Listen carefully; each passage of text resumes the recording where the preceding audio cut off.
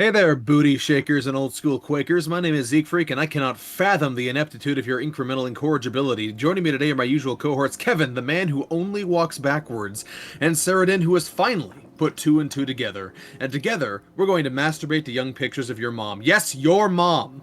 Welcome to the Bakagaijinshow. Interestingly, I feel like your description for me and... I feel like your description for me and Sarah should probably be switched. Wait, Saradin only walks backwards? No, but I only just learned how to count, so... I mean... True, yeah. Yep. This surely will not conflict with our very long backlog. Clearly. How long is yes.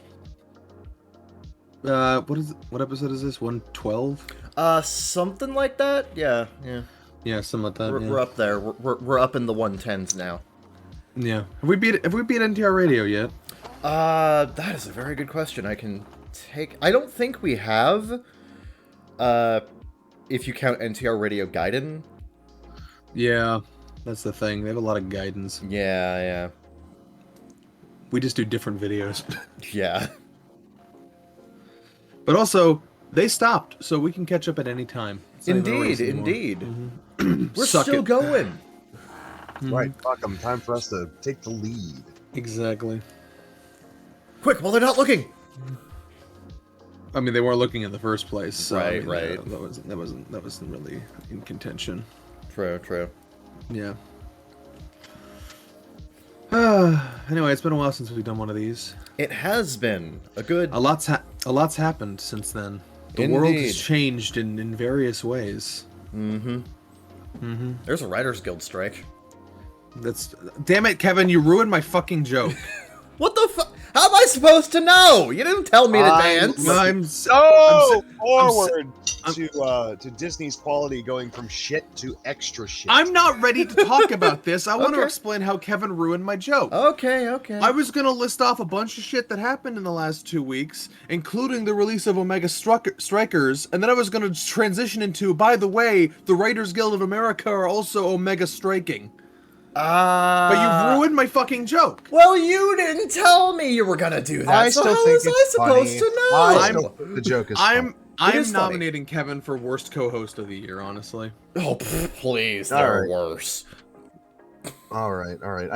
I mean specifically of this show though. Saradin, you're now co-host of the month or whatever. All right, awesome. Thank you. Add that to welcome. my pile of acclamates. Exactly. Damn. Once again, Saradin wins Distinguished. by doing absolutely nothing. Distinguished. Yeah. My entire wall is filled with things that say distinguished, achievement, Oh, winner, you're one. first Oh, place, you're one of those. distinguished. You're one of those guys. Yeah. You're one of those. They gave you a ribbon for participation in fucking first grade soccer, and you're like, I can get addicted to this. I love how this dude's just like, you ruined my joke that I No. didn't tell you I See, was I ever grew up going in to the make. 90s. No. See, I grew up in the 90s, and in the 90s, they didn't give out participation trophies. I see. Okay? I see. Right. All right? I'm not some damn Zoomer. You had to win shit, and I won a lot. Right. All right. Because I'm better than you. You may not know who I am, and you may not know what you're capable of, but trust me, I'm better than you. Right. That's the energy we like to bring forward. Always have and always will be. Indeed. Yep. Indeed. Don't try catching up. You won't make it. Yeah. Anyway. They say the best way to grow an audience is to belittle and insult them. No. I mean, look at what Joey the Anime Man does every day. Fair point. Yo, You're an somehow that otaku. works. You're an otaku and have waifu also enjoy Sword Art Online. Allow me to insult you for 27 videos during mid 2010. Anime is so cringe. That's why I built my whole career off of it. Yeah, exactly. Anime is so fucking cringe, and otaku are so cringe. That's why I make my money off of you. He's the anime man. Doesn't mean he has to like it. He's just the anime man. No, he's the obscure manga man that nobody knows about. Like he only talks about obscure manga nobody fucking knows about, so he Right. can claim it's better than any shit you watch without anybody being able to call him out on it. Yeah, half of his fucking credentials are just knowing Japanese. Okay. Yeah, literally. Okay. Let me clarify. Is this obscure or obscure to you obscure? Because you called Sailor Moon Scrimblow like 2 weeks ago, and I'm not sure anymore.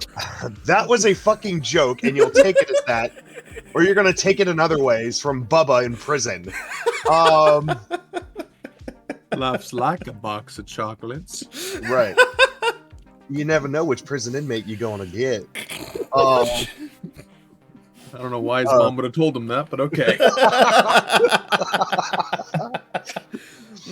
It wasn't his mom; it was his girlfriend that cheated on him. You remember that? I think Right, right. I think you watched a different cut of Forrest Gump than I did.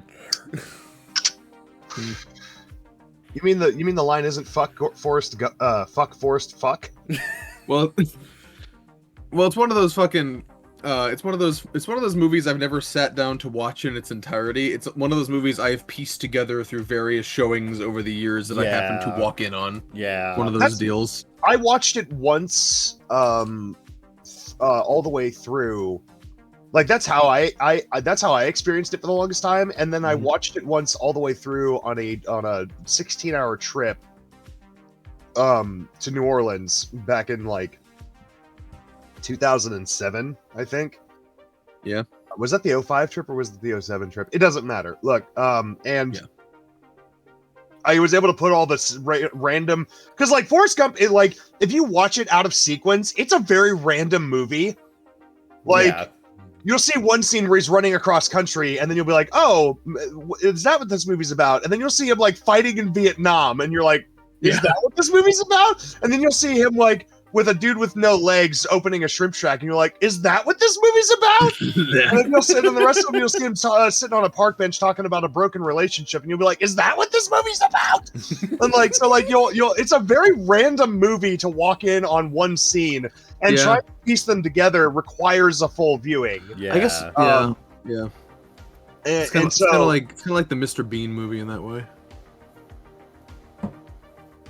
But yeah, so I watched it all the way through, and I was like, "Oh, this actually is a really good movie. It's not just random artisanal shit." Like I was like, "This is a really good movie. Interesting." Oh, shit, wait. I said Mr. Bean. I meant Pee Wee Herman. Those three people blend together in my mind. But yeah, no, like Wait, Forrest Gump, I didn't see until like 2007, and I was like, "Oh wow, this is actually a great movie." Wow. Wait, 3 people? Yeah. Who's Forrest Gump, Pee Wee Herman, and Mr. Bean all blend together in my mind. They occupy the same general space. Will it blend? Will it blend? They all occupy the same genre of person, which is silly men in beige suits. Right. Yeah. Yeah. Silly, probably a few cards shy of a full deck men in. Yes, silly, most likely autistic men in tan suits. Yeah. Right. So I was like, they should have a crossover. They should have a crossover. Yeah. Except, Mr. Bean and Pee Wee Herman are... Well, actually, no, not Mr. Bean. Pee Wee Herman is actually just insane. Right. Yes. The other two would probably look at him and be like, "Bro, we're out for coffees. Why are you trying to talk about the word of the day? What are you?" You gotta have a id, ego, super ego situation going on. Like the Three Stooges, Why is or Ed and Eddie, or whatever. What kind of kink is this? Why is Lawrence Fishburne here in a cowboy outfit? I don't understand. Like, Pee Wee, what you doing, man? The better Well, it's a question good is, excuse to get Lawrence Fishburne work again, since apparently people just don't ask him to do things anymore. Oh, he's been in all the John Wick movies, man. Oh, right. Oh, nice.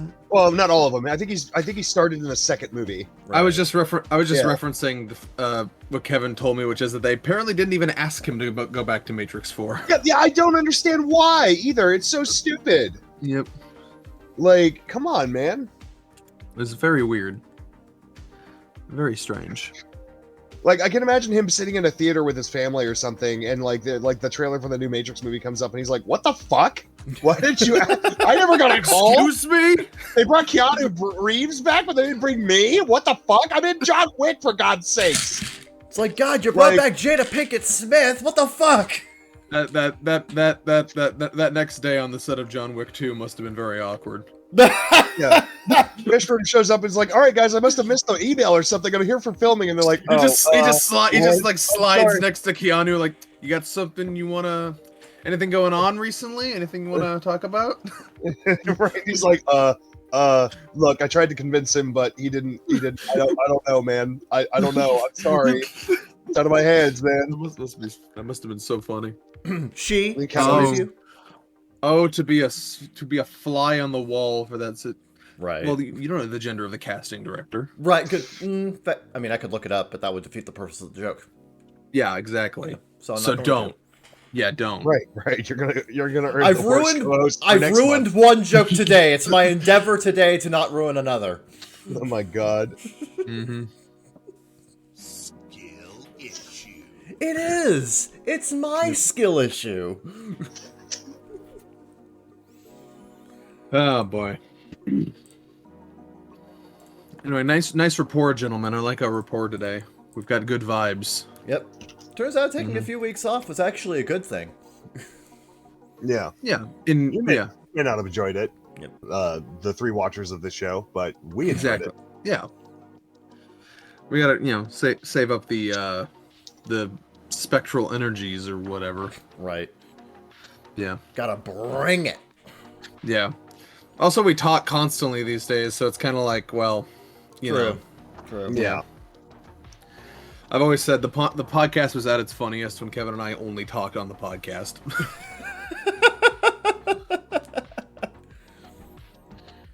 I've been thinking for a while, Kevin, that we're at that stage where we know too much about each other and we're not funny enough. Fuck. Well, that's why he's here. Yeah, this is true. It spices things up a bit. Exactly. No, yeah, that's 'Cause what if happened. if it was just us, it would be like, what you been up doing lately? Oh, you know exactly what I've been doing lately, down to the letter. Oh, yeah, me too. Yeah, me too. Yeah. Yeah. Hey, it's that joke from 2013. Yeah, I remember that joke from 2013. I mean, this is the problem you come into when you've known a guy for like a decade, so. Yeah. We're damn close too. Yeah, I don't know how to reconcile this other than making more friends, I guess. Quick, bring somebody else on. Mm-hmm. Ugh. I'm thinking Pee Wee Herman. I think he'd be a good guest. I mean, what else? What the fuck else is Paul Rubens doing these days? To be fair, I don't think we've ever had a man in a tan suit on the show before. We never really have. No, we I haven't. think we're mine. That's true. I guess we can't be sure though because it's kind of an audio deal. Right. Maybe Neon Taster was in a tan suit the whole time he was talking to us. I don't know. He could have been. He could have been. I wouldn't put it past him. So crazy how we knew him before he was famous. Yeah. That years ago at this point, but yeah. Yeah. Now he's too famous for us. Yeah, which is unfortunate. He's still Yep. technically in our server, I think. It's just He doesn't really use Discord. he really doesn't. No. Yeah. And he's a busy guy. He's got a lot of people in his mentions. Yeah. Yeah. Most of them insulting him, Exactly. which is what happens when you're famous. Clearly. Yeah, exactly. I can't wait.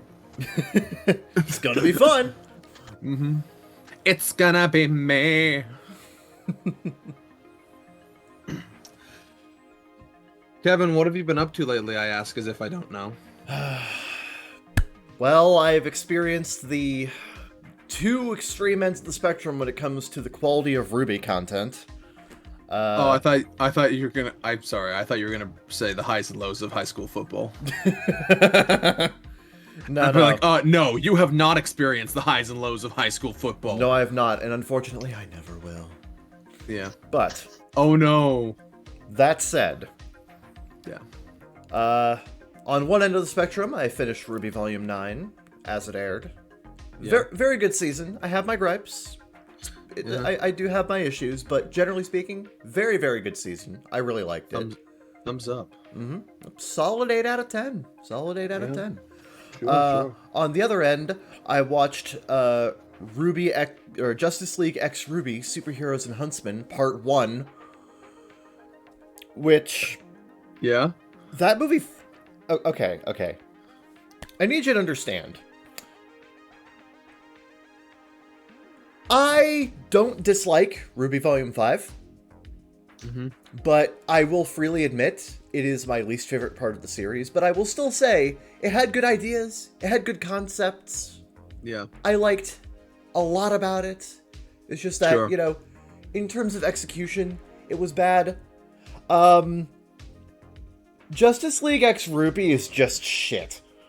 Yeah. It's bad. It's actually just bad. Yeah. Most of the cast is out of character. Yeah. Something I didn't mention in my Twitter thread is that they girl bossified Blake. How do you do that? They just give her these random quips where she's just like, I don't know why they did it. I don't know. But they girl bossified Blake. They yassified Yang again. More so. More so. More so. Everyone's just bitchy. More than Ice Queendom? More than Ice... Okay, not more than Ice Queendom. But... Okay. Not more than Ice... It's somewhere in the middle, but... Yeah. They do the thing that a lot of, like, American writers... I'm sorry. I just realized there's now a spectrum of Yang yassification. There you is. can point to. And Yeah. it's frightening. But, spectrum, all 3 points. 3 points can make a spectrum. It can. But Now all future media has to land somewhere along this spectrum. Indeed. But, It's like triangulation or whatever. But no, yeah, the Justice League crossover does that thing that a lot of hack American writers do, where they don't know how to write good drama or character interactions, so they just make everybody really, really bitchy towards one another. Like, one character will say something slightly off, and another person will just go off on them, and it'll just devolve into just petty bickering throughout half the runtime of whatever the fuck it is. Yeah, I knew it would probably turn out like that when they announced it was a DC Comics writer writing it. I was like, oh boy, a modern comics writer. Yay! Not only that, but apparently this is the writer that ruined the Young Justice comic, so... Hooray! Yeah! This was a great idea. Yeah, I love it, don't you? Stay tuned for part 2. I will not be watching. Look, by the people that brought you this shit. Look, more shit. Look, it says a lot that I ended Volume 5 with, at the very least, a somewhat positive feeling. Like, it could have been worse, but I just felt bitter. Yeah, that fight was great. I just felt bitter at the end of the Justice League crossover. It's not good. The only part of that movie... You huddled up and you're like, Nigai. The only good part of that fucking movie was basically any scene where Jean and Jessica, who's the Green Lantern that they use in this movie. Yeah. That's like the only good part of the movie. Any scene that those two share. Excuse me, Rolf, fan favorite. Rolf? Fan favorite Rolf? Yeah. Who is only in there for 5 seconds and for one line? But it's the best 5 seconds of the damn movie. I can spoil the end of the movie, right? I can spoil the end of the movie. No one cares, right? Yeah, we don't care. The entire movie's set in a simulation. Rolf's not real. Okay, no. Rolf is either presumably not real, or he's based on the best damn bodyguard the Belladonna's ever had. Right, yeah. We'll find out in the sequel that I'm never gonna watch. Did he... Hold on. Did he talk about how your fields were filled with rotten turnips? His name is Rolf, right? Right. How was his roast game? Did he say you cannot defeat the son of a shepherd? There are many doors, Ed boy. There are many doors, Ed boy. There are many doors, John boy. It's a simulation by fucking Brainiac or Kilgore or Peel-Off or whoever. Yeah, Peel-Off. Kilgore. That comes from the fucking Gripes video. It was like, and then Goku launches his Kamehameha at fucking Jiren or Demigra or Peel-Off or whoever.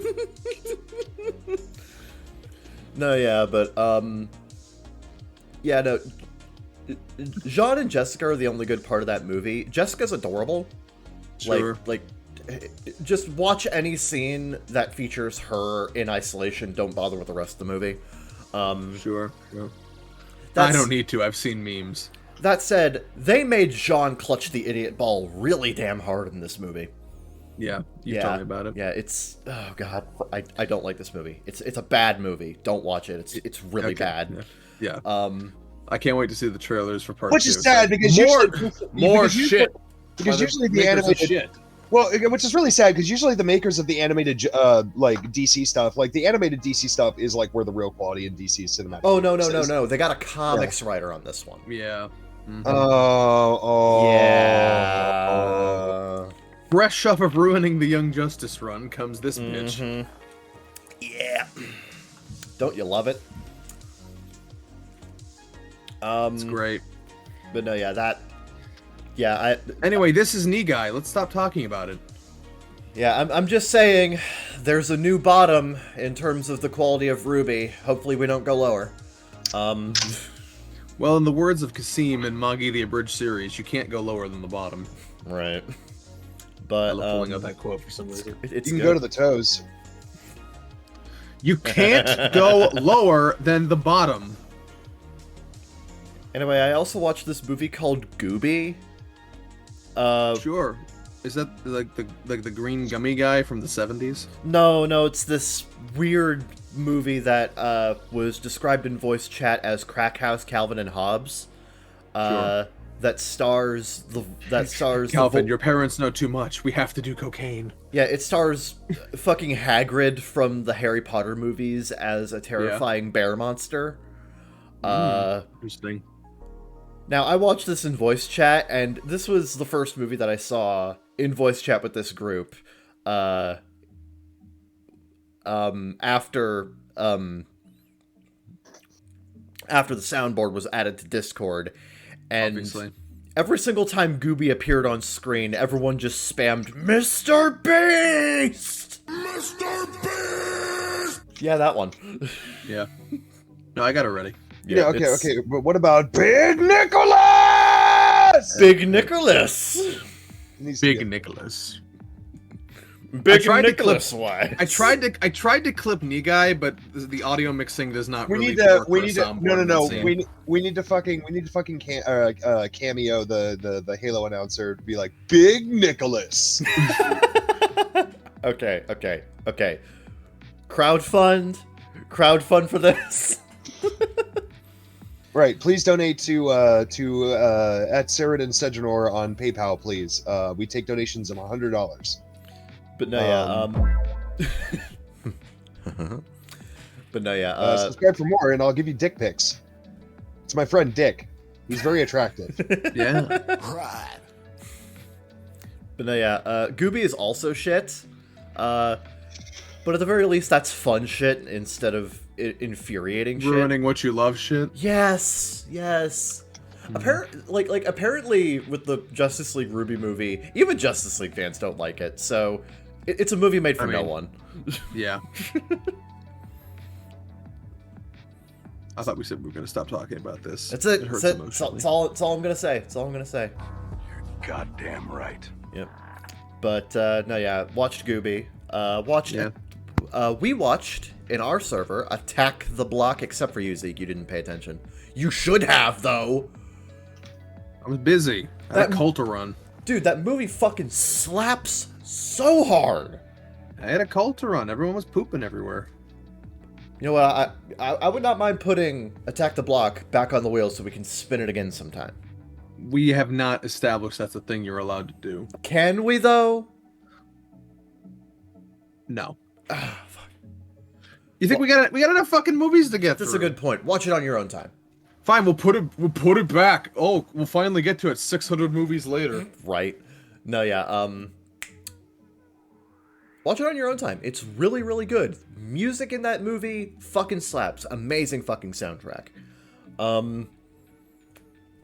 I got really bored and I was just flipping through like local TV channels, and for some reason the CW started airing Family Guy Road to the North Pole a couple weeks ago. But only the first half of it. Interesting. Yeah, they only aired the first half of it. It ended with a to be continued, and then it just started another episode. Like, just completely unrelated. What the hell is even that? I don't know, man. I don't know, it's just weird. Every time you say that, I think it's an angry Tom Cruise saying that. Maybe it is. I don't know. But no, Road to the North Pole's pretty good. Yeah, it is. It's a pretty good special, pretty good little holiday special that I watched in April. For some I like the reason. uncensored version of the first song where Stewie calls Brian a queer. It's great. It's pretty good. We also saw Kick-Ass, which, yes, Kick-Ass, the title of which is an accurate description of my thoughts on the movie. Correct. Yeah, that movie fucking slaps. I love it. So good. Yeah, it's pretty. I give it a out of. I watched Cobra Kai season 4. Marvelous. Damn, it's still happening. Season 6 is actually coming out later this year, and it's gonna be the final season. I don't know how you wring that much out of it, but I'll take your word for it. You'd be surprised. I would be. It's a really good show. I am, even. Cobra Kai's really, really good. I've also continued watching, Yes, Precure 5, and I'm scared, Zeke. Why? Because I have been periodically posting things about Pretty Cure while I watch it, and unfortunately, I am beginning to get a scary amount of interactions from Magical Girl Twitter, which is full of those people from Tumblr who base their entire personality around pastel uwu bullshit, but inside they clearly have a lot of malice. So, I'm scared. Oh, no. Yeah, Oh, no. yeah, I woke up this morning and one of my tweets has 137 likes. And I'm like, help! It feels like it. Oh no, one of them followed me. Fuck!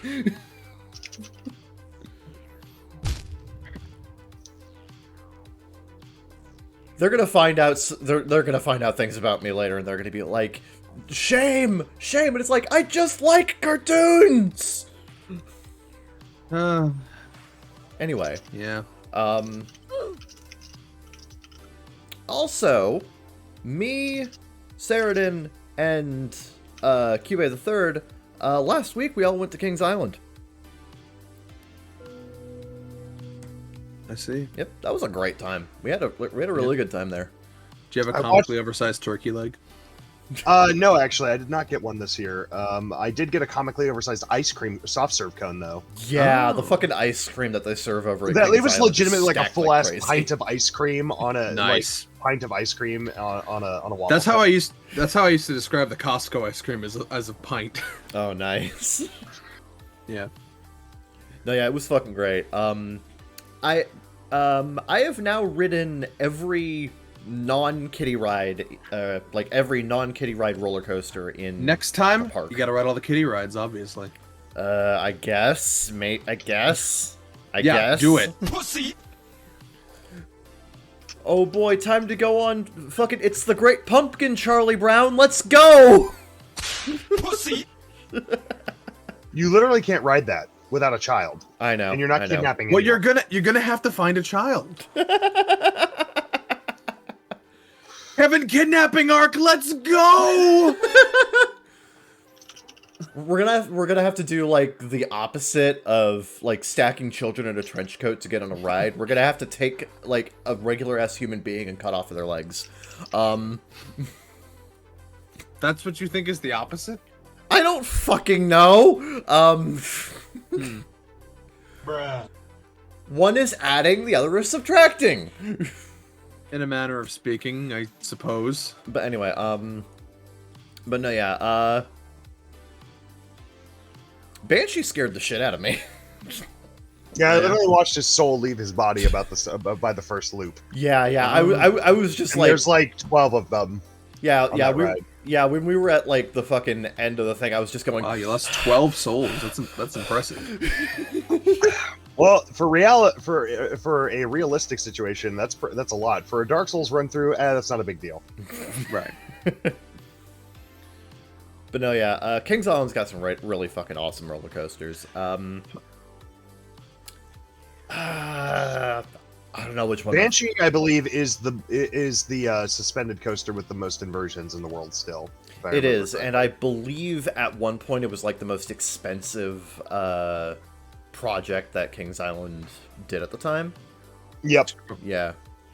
Well, the king demanded it, so. Yeah. Yeah. I do appreciate that they have like lore behind Banshee. Like it's the vengeful spirit of Son of Beast. Yep. But it's not the spirit of vengeance. That's a different thing. No, it's No, that's it's totally it's the vengeful spirit of the world's first modern, first and only modern. Well, no, not only first modern looping wooden roller coaster, Yeah, yeah. which is why it just does fucking loops all the time now. Oh yeah. It's like, oh, you didn't like the loop, did you? You like this, bitch? Right. Well, now it's just a banshee, so it can do whatever the fuck it wants. It's no longer bound by a mortal shell. Yep. It's a good ride. I'll admit, it's a good ride. Yep. Smooth as butter. And Oh, yeah. honestly, riding it in the front seat is the best because then you just feel like you're flying. You're first in line for the decapitation.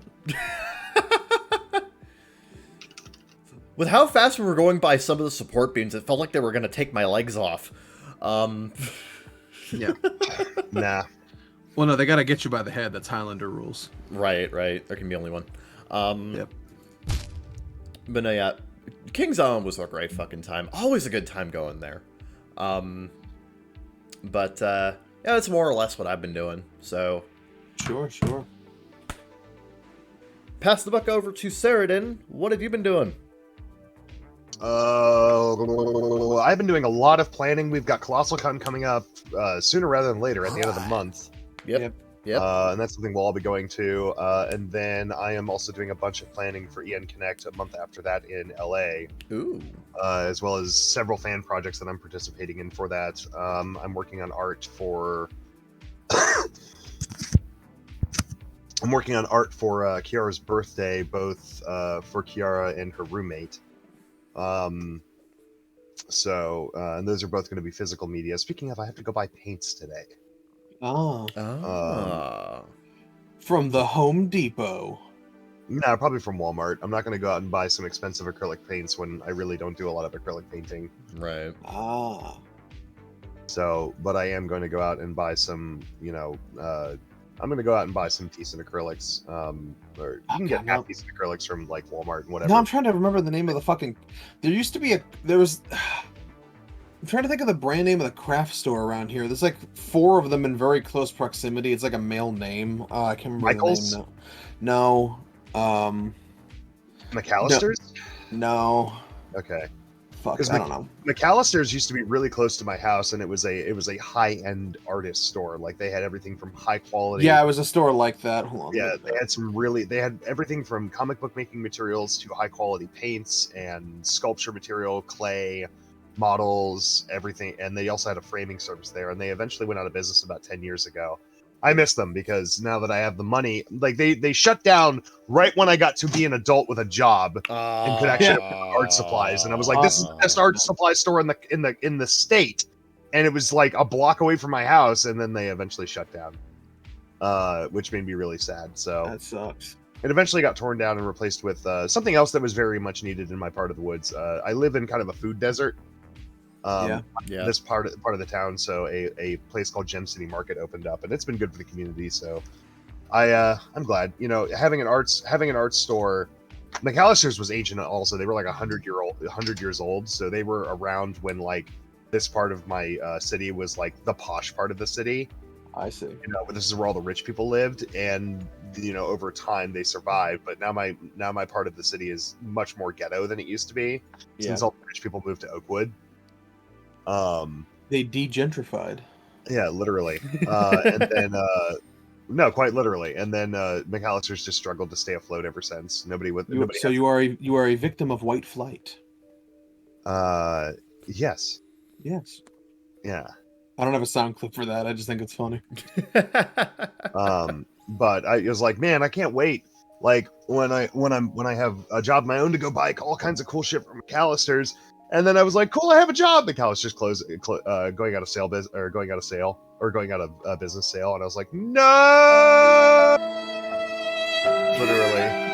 Literally that.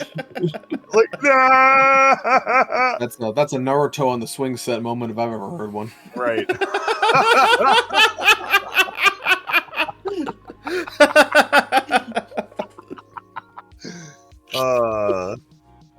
Oh man. Yeah. So Sometimes I also like to vibe in public parks when I feel sad. somebody play Paradise Lost by Naoki Sato, please. I don't have. How specific do you think my soundboard is? Not specific enough.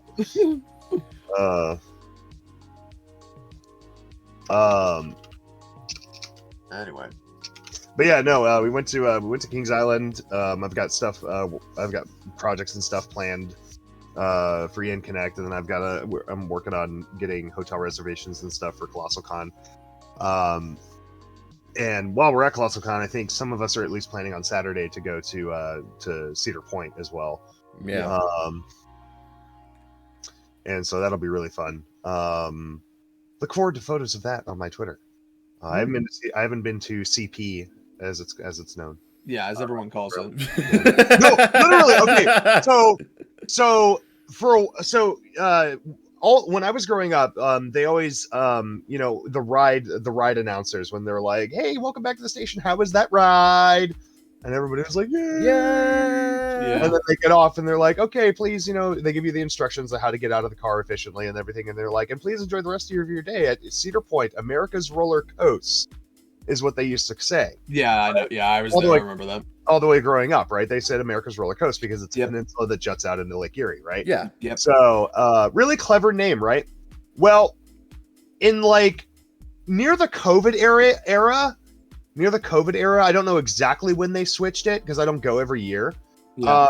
They changed the slogan from "Have a great day at Cedar Point, America's roller coast" to "Welcome to and enjoy your stay at CP, the place to be." What the hell? Oh my God! No way! Right, that was my reply. When I first heard that, I was like, "What?" I didn't know that. I haven't been since Yeah. well before COVID, so I didn't know that. So they were like, "Enjoy your day at CP, the place to be," and I was like, "No, you cannot say that." what boardroom? I'm sorry. What sheltered man in a boardroom came up with that? Right, I was like, "Guys, have you never been to 4chan? You cannot say that to millennials or to Zoomers. That means something entirely different." No. Now, to be fair, they got rid of it after a few years because apparently somebody was like, "You know what CP actually, what CP means to most people on the internet, right?" Yeah. And they were like, "Oh yeah, statistics say most of our people who come to our park use the internet. Maybe this is a problem." Maybe this is a problem. Really? Right. Nice Yeah. argument, Senator. Like, Why don't you that was back probably up what with the a corporate source? boardroom looked like.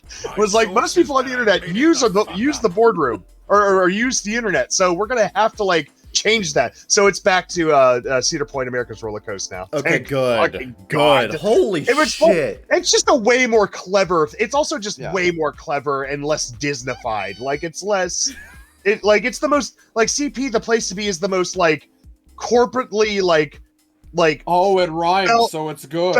felt pat foam padded fucking playground this is more than anything, it's just pedestrian. yeah, it's just it's very pedestrian, but it's also very clearly being heavily foam padded and colored up with spray paint to be a more fun thing for kids to say. And now you have kids running around the park saying, I love being in CP." I love CP.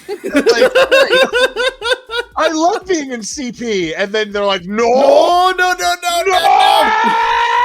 I take it back. This was a great idea. We should bring it back. Keep No. going. Jesus Christ, no. So God, funny. no. I need you to understand. I need you to understand. This is the funniest shit I've ever heard. I'm gonna give that a golf clap. I love being in CP. I'm like, no. It's love CP.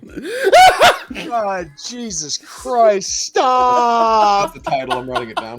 No, God, no. Yep.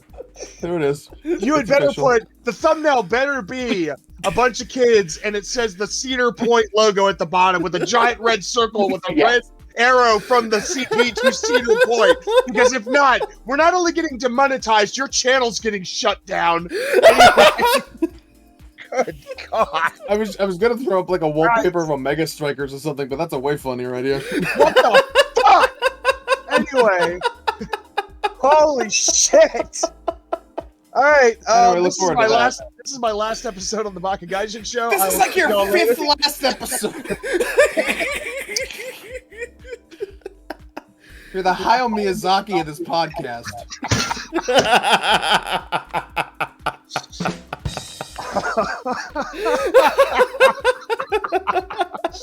Anyway, so we're gonna try to go to Cedar Point on Saturday, and the reason that is because Saturday, the Kalahari is smaller than the Columbus Convention Center, and Yeah, Colossal Con gets somewhere between 2 to 3 times the number of people there. Right.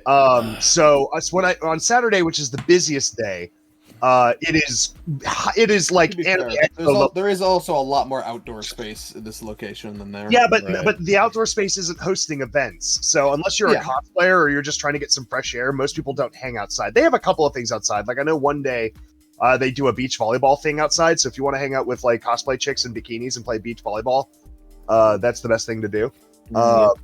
Which I will be doing. But Look forward to pictures. look forward to pictures.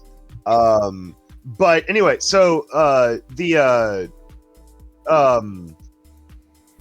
but like yeah, so Saturday is just hopelessly congested. And you know, I don't mind crowds, but I do mind not having my dick like firmly planted up some dude's ass in front of me, because the dude behind me also has his dick firmly planted in my ass because there's no breathing room. Okay? Like I'm not all about that. You could call it a bit of a grind fest. Yeah, it's a bit of a grind fest. Now that being said, there's a bunch of beautiful women there too, but that leads to different problems, you know? Right. Yeah. Like, yeah.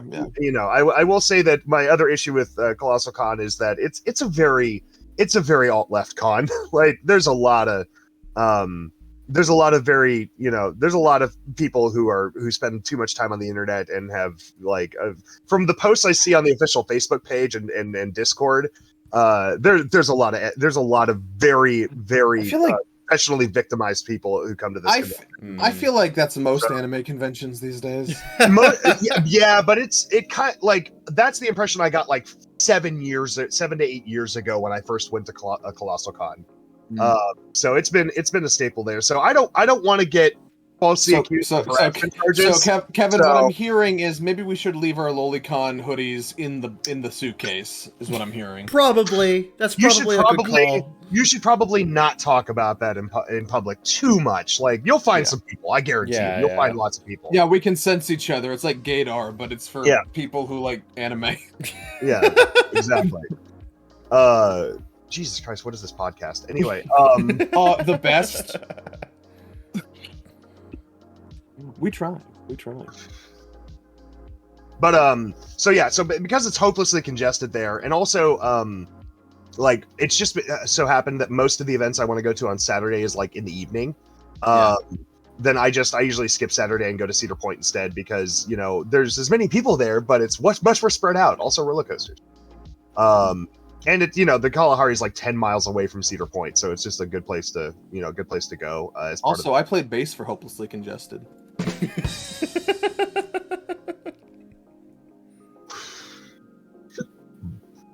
I brought up that one in a while. Yeah, it's been a while. So yeah, we're gonna do that. I know at least some of our posse are gonna go to Cedar Point, and then we're gonna be there till Sunday and coming back, and then I don't know. I haven't looked into any of the guests or anything like that. I don't think they've announced all of them. No, they haven't. They won't announce a lot of them until two ahead of time. Yeah. I think Robbie Damon's gonna be there. Yes, he is. They also announced Kylie Bear. I met Kyle Bear once. I unfortunately sold his autograph by mistake. Yeah. Dork. I'm having what? Dork. I don't know. What are you saying? I said dork. Oh, Dork. that did not come across. I'm having yeah. I'm having a dilemma about the Robbie Damon situation because I don't collect a lot of physical media. I know him from so many things, but also I don't want to be the 10 millionth person to show up with a copy of Persona 5. You know what I'm saying? You know. It's a good point. It's a good point. Yeah, I mean that's totally fair. I you could get him to sign season 1 of Sailor Moon for me. You know what I see a lot of people do? They just print. You know what I see a lot of people do? They print out a picture of whatever that person's character is, and then they just have them sign it, and then they frame it, put it on the wall. That's something you could do as well. I see. Just print out your own little poster or whatever. It doesn't have to be official merch. Just the signature. I'm obsessed with that story Arcada tells of when he met Crispin Freeman, and the only thing he had on hand. God, I'd love to meet Crispin. Yeah. I'd be the only dude in that room having him sign Erotica 7 DVDs, man. I'd be the only person. Yeah. I would have him sign. I have one of those storyboard cells of Holland. Oh, in collection. good. I would have Oh, I would have him sign that. That'd be great. Yeah. If I ever meet Freeman, yeah, dude. there's a story Arcada has of meeting Crispin Freeman where he didn't bring any of his shit with him to this convention, so he had to look through like the anime bins at the dealer's market to see what the fuck he was in, and he ended up bringing him a copy of like Strawberry Egg or something. Me Strawberry Eggs, yeah. Yeah, and he's like, someone remembers this? Yeah. He's like the only person. It's like, what the fuck? Thankfully, Arcada had seen, so not a poser. I could also bring my physical copy of like the original Tomb Raider remake for Xbox for 360 and have him sign that because most people don't know, but he played like half the enemy voices in that game. Oh, nice. Yeah, he took over. He took over like Steve Blum duties for that game. Yeah, exactly. Where he played like half the enemies. It was like, you don't think I recognized your voice, but I recognized your voice. Yeah. You're in this game. He's like, I'm not even credited. I'm like, I know, and that's why it's funny. For those playing at home, take a drink every time you're playing a video game, and Steve Blum voices half the enemies. Yep. Or Steve Blum or Crispin Freeman voices half the enemies. I heard him in what game did I hear him in recently? There was a game that just came out recently, and I heard his voice in it. I was like, and he's hiding it with an accent and everything, and it's much deeper than normal. But I was like, that's Crispin Freeman. I don't remember. Like, yeah. I don't know. But yeah, so I remember his interview for Evan where he was talking about his role as, and he was talking about Holland's like a lot. And somebody was like, "How are you like your character Holland?" He was like, "Well, we both, my second car is a robot too, so makes perfect." Right. Like that interview is hilarious. I used to listen to his podcast way back when. Oh wow. Yeah. I think it's still going. I just haven't listened to it in a long time. Oh, I'd love to listen to that man. That man can serenade me with his voice any day of all time. Yeah, he has a podcast called Voice Acting Mastery. Yeah. Yep. He's also Winston Overwatch, which is, an accolade on anyone's rap sheet. Winston! Win tons!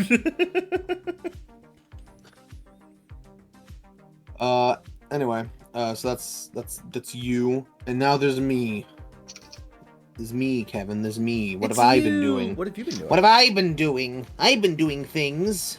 Nobody cares what you've been doing. Oh, okay. Well, see you in the next segment. No.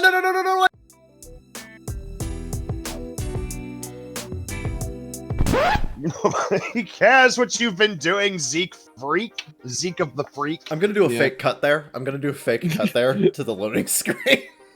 Yeah. We'll just cut it off with a record scratch. Like, no. Yeah. Yeah. That'll be funny. Anyway, so yeah, I've just been anime and video games, basically. I think I already said last week what I was watching seasonally. Same stuff. I did drop Legendary Hero is Dead though.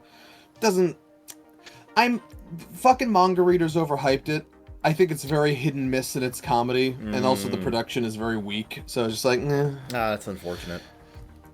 Yeah, every season has at least one drop, and congratulations, you are this season's big loser.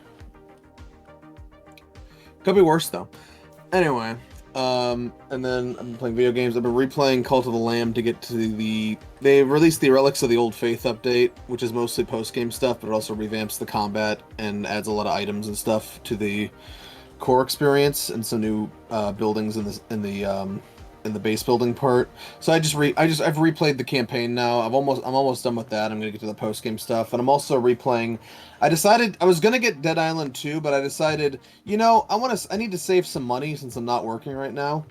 And I've been meaning to replay Dying Light 1 forever, so I've been replaying Dying Light 1. Oh, nice. And I'm pretty deep into that now.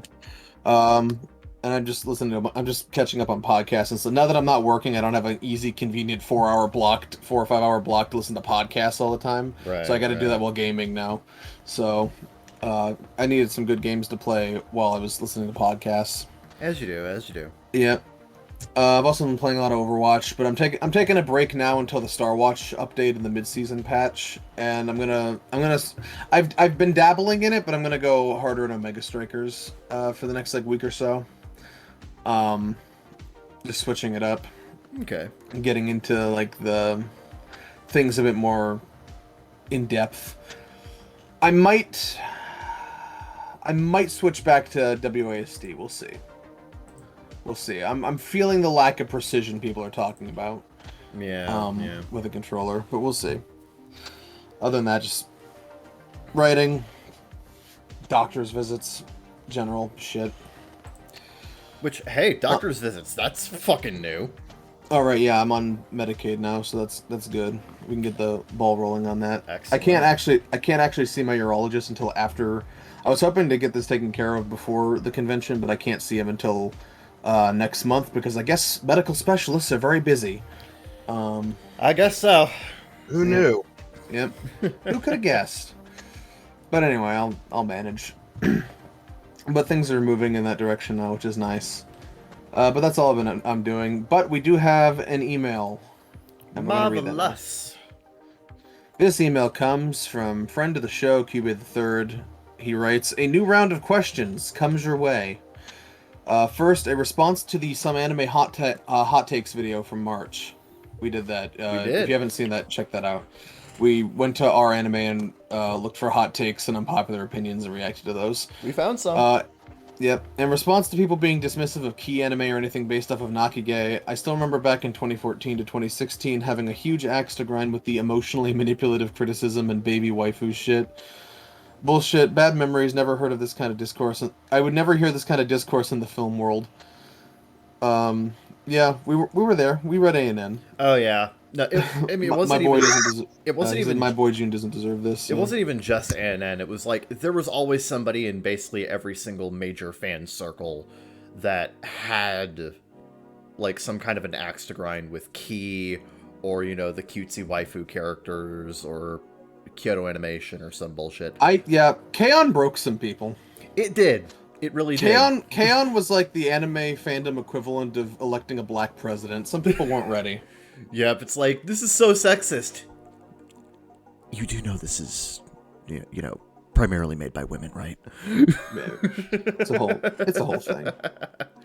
Women I like like the cute defense shit that it's too. like, oh yes, but those women don't know what they want because they've been brainwashed by men. I'm like, you give men Right. way too much credit in modern society. We're fucking idiots. Yeah. Like, we're fucking morons. And he continues, what's emotionally manipulative? Aspka commercials? Dank take, I know. I don't know what you're talking about. Aspka? Aspka. Like AS... ASPCA? Oh, ASPCA. Oh, ASPCA. Okay, yeah. Like, play the sad music thing again. Oh, fuck. No. That is not the sad music That's thing. the sad Played one. for me. No. Not that one either. Jesus. There we go. You can save this dying animal that I'm refusing to save right now with your donation. Like, He's drowning! This ain't about him. this ain't about him, literally. With a donation of Oh, $5. that reminds me of those. Is it like those commercials from back when we were kids with the fucking redheaded bitch that was like, Yes, "Save yes. the-" Yeah. Yeah. Literally that. Yeah. Or the save the children ones. Yeah. Which are like, look at all these poor African children we're filming but not helping. It's like, okay. Look at this And child it's like, your with this donations emaciated could figure line that our we're not giving your food, donations but... could line our pockets while we give our table scraps to these poor children. Yeah. It's like, yeah, no. All right. He continues. on people not willing to watch older anime. Maybe I'm weird, but unless it's black and white, I never understood the idea of not watching something because it's old. Sometimes something old can be just as interesting as something new, especially in the obscure classics. Am I the only one who took the quote, "If you haven't seen it, it's new to you," to heart? Maybe it's because I watched Nick at Night growing up. I mean, okay, so like, I It's get just- where, yeah, no, I get it, and you're fundamentally right. But also, when there's no pressure to dig deep, you kind of just don't. Right, yeah. You know, Not unless you have like a I am predisposition. Look, I don't know. towards I don't know watching if you've been some to of that old shit. AniChart recently. I am not starving for new anime. yeah, I was gonna say that's my thing. Is like, why would I go back and watch more than like a couple of the classics that still on every level hold up to this day? Like when I've got new experiences being flooded on, being dropped on my doorstep every single day. And I feel like that's how a lot of people see it. It's like, I could go back and watch obscure shit, but it's like, what is that going to gain me versus watching new stuff as well? Right. Like, why do I need to, no offense to Kevin, but why do I need to go back and watch, like, why do I need to go back and watch, like, things like Eiko or Gal Gaigar? I've got new mecha experiences coming out every single week. And that's not necessarily my opinion. I understand the value in going to watch something from a different time period and experiencing that for what it was at the time. But it's like, it's really hard to convince like a normal person to like go indulge in like TCM when like, we have fucking Chris Nolan movies coming out. You know what I mean? Well, it's also just like when I was getting into this shit, I looked back and whatever stuck out to me as interesting, I did watch. I did that already. I didn't go super far back because stuff back then just didn't appeal to me. But like I did that when I was getting into it. Right. I'd watch things. I watched stuff that was like at the time like 10, 15 years old at the time. Older now, but like I just didn't go as far back because that stuff just there was a when we're talking about anime specifically, there was definitely a stylistic shift around the late 90s. Yeah, where things just that's the anime I fell in love with. So right. And that it's a different era with different stylistic and aesthetic sensibilities that didn't appeal to me as much, and that's really all there is to it. And that's the other thing is like you can't like I'm not going to go back and watch like obscure 80s anime because it like I wasn't around during that era and it just doesn't appeal to me. It's not the reason I got into anime. It's virtually an entirely different genre at that point, or almost an entirely different genre. And I'm not saying stuff back there doesn't have quality or like value, but like it's hard to just like to get somebody who grew up with stuff that resonated with them into like in like the mid 2000s and have slowly adjusted to stuff as the medium has slowly adjusted to new ideas in the future, and then telling them you should go back 40 years and watch anime. Then it's like, should I? Well, Like, it's not really the same thing anymore. It's not the same thing anymore. The same way it's like if you're like a film buff and you like classic like 80s and 90s 2000s movies, and people are like, oh yeah, but there's some real bangers in the 50s, and you're like, well yeah, but it's a completely different kind of vibe and thing. Yeah, it just may not resonate with them. It's like, people who tell me, it's like, oh, you like The Big Bang Theory, you would enjoy like Cheers, and I'm like, probably not, because it's built on entirely different comedic sensibilities, and it's a completely different like tone setting, and like has completely it's a sitcom, yes, but it's built on an entirely different ethos than something modern like that is like. When you make these kinds of recommendations and these points, you got to kind of analyze why people were into what they're into in the first place. And a lot of times around this conversation, it just revolves around the blanket idea of like, well, you're into anime, so you should. So you will like this, yeah. Yeah, and it's like, well, it's more specific than that. I mean, anime is an entire art style, and it's transformed dramatically over the last 40 to 50 years. I mean, we have to remember we're in like, well, technically anime goes way further back than that, but it started, at least in the West, it started making its first appearances in like the 70s and 80s. Yeah. And it's like, you have to understand that like, those people have grandkids now. What was the last thing your grandpa suggested to you that you thoroughly enjoyed? Fucking Outlaw Star was the shit. I mean, Outlaw Star is the shit, and I still think it holds up for the most part. But I'm not going to sit there and like, and say, hey, person who likes, Don Machi, you would also enjoy Outlaw Star. They probably would, but are they going to be willing? You can't make that assumption though. No, you can't make that assumption exactly. So it's like, and that's my thing is like, that stuff existed 40 to 50 years ago. What was the last time you had something that your grandpa recommended to you that you actually thoroughly enjoyed as much as your new stuff? And that's not to say there isn't anything. Like one of my favorite classic movies is 12 Angry Men, and I think it holds up. Oh yeah, that's a great one. Yeah, and I think it holds up today just as well if you're willing to put up with like the black and white and stuff like that. It's one of those masterclass films, and I have enjoyed it, and it's one of my favorite movies of all time. But that's a rare occurrence. Oh yeah, it's also it's also very compact and well paced for an older film. I think a lot of people would enjoy that. Yeah. Well, and I think one of the like the bulk of the movie was shot in one take. Yeah. To continue. I think that's one of those movies you could show almost anyone though, because it's very well paced. The hook is immediately apparent, and the acting is fantastic. So, the acting is utterly fantastic, and the characters themselves are just amazing to watch slowly be dissected throughout the film.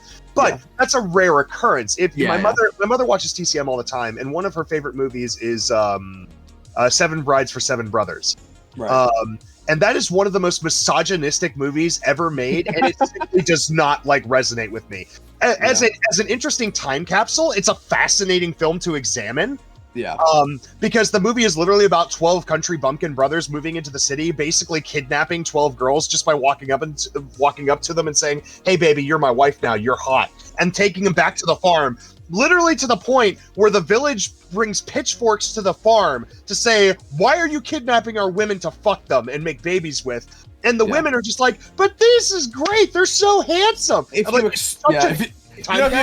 extrapolate enough, that's almost the plot of Duke Nukem Forever. To be fair, yeah. But I'm like, does this movie hold up now? No, absolutely not. It's not anything I would enjoy. If you made this movie now, there would be pitchforks everywhere around your studio. Dude, it's so funny how funny how women over 40 love the most misogynistic stories you've ever heard. It's what they grew up with. It was a different sensibility of the time, but that's what you have to understand. It's like, I love 12 Angry Men, but movies like Seven Brides for Seven Brothers, while they're interesting to examine and pick apart, do not hold up today. And I don't hate the film, but I don't have the heart to hate the film because my mom likes it so much. Yeah. To be fair, it is a romantic comedy. Right? Yeah. It's supposed to have a slightly absurd premise, even for the time. But still, it's not my kind of movie. I don't enjoy it. And, and that led me to do things like not enjoy other pieces that have very similar ethoses or messages behind them. And that's what you have to remember. So anyway, next part of the email. Responding to people saying Death Note is cringe when you get older. I still need to see it, but my mom saw Death Note on a lark and she liked it. And my mom is elderly. Take that for what you will. Yeah. Mom has good taste. Next point, responding to Redditors saying there's too many teenagers in my anime. Yes, my least favorite complaint in all of the anime space, right next to too much school anime. Media about adults for the most part comes off as really bland unless it's certain types of stories. What makes anime about teenagers so engaging is the journey, watching them mature, seeing them taking on something greater than them. I get that older people want to see other things, and at that point you should probably stop hyper-focusing on just anime and supplement it with other things, or just admit that you're burned out. Or, as y'all said, look into manga. Yeah, we did say that. There's a lot more variety in the There is a manga I want to find. It's only ever been described to me, but it's about a dude who, moves into... It's in my favorite genre of fucked up romances. Mm-hmm. It's about a dude who's been living in this apartment complex forever, and he's college age, and this girl moves in next to him, and she stays very cloistered, but then he finds out at some point that she has a peephole into his room, and she's been spying on him, doing everything from his day-to-day activities to jacking off to having sex with his girlfriend or whatever. Yeah. And eventually they start to actually build this really bizarre stalker versus stalked relationship. Which is the kind of screwed up shit that's right up my wheelhouse. Yeah. And I've never been able to find the name of it, and every time I've typed in a description of it, I've just come up with a bunch of stuff that's completely unrelated. You should make a post on art. You should make a post on Art Tip of My Tongue or something. Yeah. Okay, I might do that. But that would require me using Reddit, and I dunked on Reddit. I don't use Reddit. Join us, join us, Join us. Anyway, and then this is going past the video. Second point: Have you ever played a game in a suboptimal way growing up, such as low frame rate, no sound, etc., and when going back to said game you get whiplash or it feels wrong? For me, it's the DOS games and figuring out there's music outside of the PC beeper used for sound effects or quick jingles. This is my experience of DOS and Windows 3.1 computers I've encountered either at school or at offices not having sound cards. Imagine playing Doom and not hearing E1M1. Some of the console ports are like that. Yeah. The best example I can think of is I did not grow up playing the PS1 version of Mega Man Legends. I played the N64 port. So that game runs at suboptimal frame rate, has muddy as fuck visuals, and the audio is bit crunched to fuck. I think the best example. I think the example that comes to mind for me, and it's hard to say grow up with because this was like me in high school. But Right. GTA 4 on the PS3, it looks and runs like ass. Yeah. That game, whenever anything is actually happening, that game is an average frame rate of like 18. Mm-hmm. And it's a very blurry, like 640p extrapolated. It's. I have a lot of nostalgic memories of GTA 4, but I'm looking forward to replaying it on something that can actually run the thing. Yeah. That was a very sub-optimized port. And honestly, that game's kind of a crapshoot in terms of running on anything, but you can kind of brute force it on PC these days. But yeah, that's what I would say. There's a lot of stuff like that. I mean, like, I really got into console gaming with the PS3, which is, in retrospect, probably the worst time to do that, but that's when it happened. Technically speaking, yeah. Yeah, now I go back and the performance back then was just such a non-factor for most games that like it's so painful. But anyway. I mean, some would say that's the greatest generation of console gaming, but you know, There's things I like about it, but I get behind a lot of people that say the 7th gen it had a lot of issues. It did, yeah. Yeah. well, I think they're measuring it against modern standards. Like back then was kind of the cusp of when we stopped caring about of when we started stop. No, I get that. We cared less about gameplay and more about, or we started caring less about gameplay and more about just like having the flashiest thing to show. Yeah. Which I think is a But toxic, pervaded like gaming of the future. Yeah, but it's like, yeah, but going back to that stuff though, you get a lot of stuff that looked very pretty at the time, but now doesn't look as good and also runs like shit. So But yeah, the people who say Halo 3 doesn't need a remaster are fucking stupid. yeah, well, at least you can play. There's new ports you can play at decent frame rates now, True. unlike some PS3 exclusives which have never gotten that luxury. Sorry, Killzone. Yeah, oh yeah, the day they fucking released. Sorry, Resistance. You're hurting my heart. The day they release Killzone and Resistance remasters is the day I give them money. Yeah, giving Sony money never a good decision. I think I've given Sony more money than any other corporation in my life. If I had to ration it out. Yeah, because you're a Anyway. PlayStation kid, so Oh, I always was. yeah. Yeah. Anyway, he says, now we're 6 months into the Daddy Musk saga of Twitter. The Please Musk don't- arc, let's go! Babe, please don't call him that. Hold on, it's the Elon Musk arc. He says, my thoughts, well, when it all went down, I hope things would stay the same. I didn't have this chicken little Twitter is gonna die at the beginning, but now I can't help but feel this is a sinking ship, as much as it saddens me to say this. For all the shit we talk about the platform itself, it has been good, met some of my best friends through Twitter and keeping up with various talents. As a mixed bag as that can be, I'm not into Mastodon, it just feels like Discord with a Twitter flavor packet, not a fan. Hoping for the best for Blue Sky. With all that said, discuss. I think Twitter is going to have a very, very gradual, slow death. It's going to be slow. It's going to take a few years before, Twitter gets to a point where, people just leave en masse. I think it's inevitable that he's going to run it into the ground. It's just going to be a very, very slow train crash. I'm not Either that, or he's going to sell it back to someone else. That's what I think he's going to do. Is that Yeah. he's going to sell it back to somebody else who is going to reluctantly buy it Yeah. Like he's going to strong arm somebody else into taking leadership over it, and then they're going to slowly start improving the platform again. Whether or not it's savable at that point and it's going to draw people back, we don't know. I will say that it still has like a lot of benefits that other social media platforms don't. Like that's the problem with Facebook, is Facebook doesn't have anything that other social media platforms don't, unless you count like being able to write out a full essay in a post. Yeah. Like that's its only benefit over Twitter. Like everything else it does, Twitter just does better, especially for like connectivity between different accounts and shareability and stuff. It's just faster and easier on Twitter. And so it's like Twitter still has those fundamentals, and as long as it keeps those fundamentals, which are being hampered by some of the new rules and restrictions, then somebody will probably try to buy it from him. Or what he'll do is he'll have some other company run it through proxy, and he'll still make profits off of it. But he'll be like, "All right, Twitter making profits. You're funny." Yeah, well, he'll still get. What I'm saying is he'll still get paid for it. Right. Or the best case scenario is somebody else will just develop their own version of Twitter that will take off. Yeah, like Blue Sky or whatever. And then you can just like import your old stuff from Twitter. Yeah. Yeah. Yeah. And that's because Twitter doesn't own any of the content you put on there. Yeah.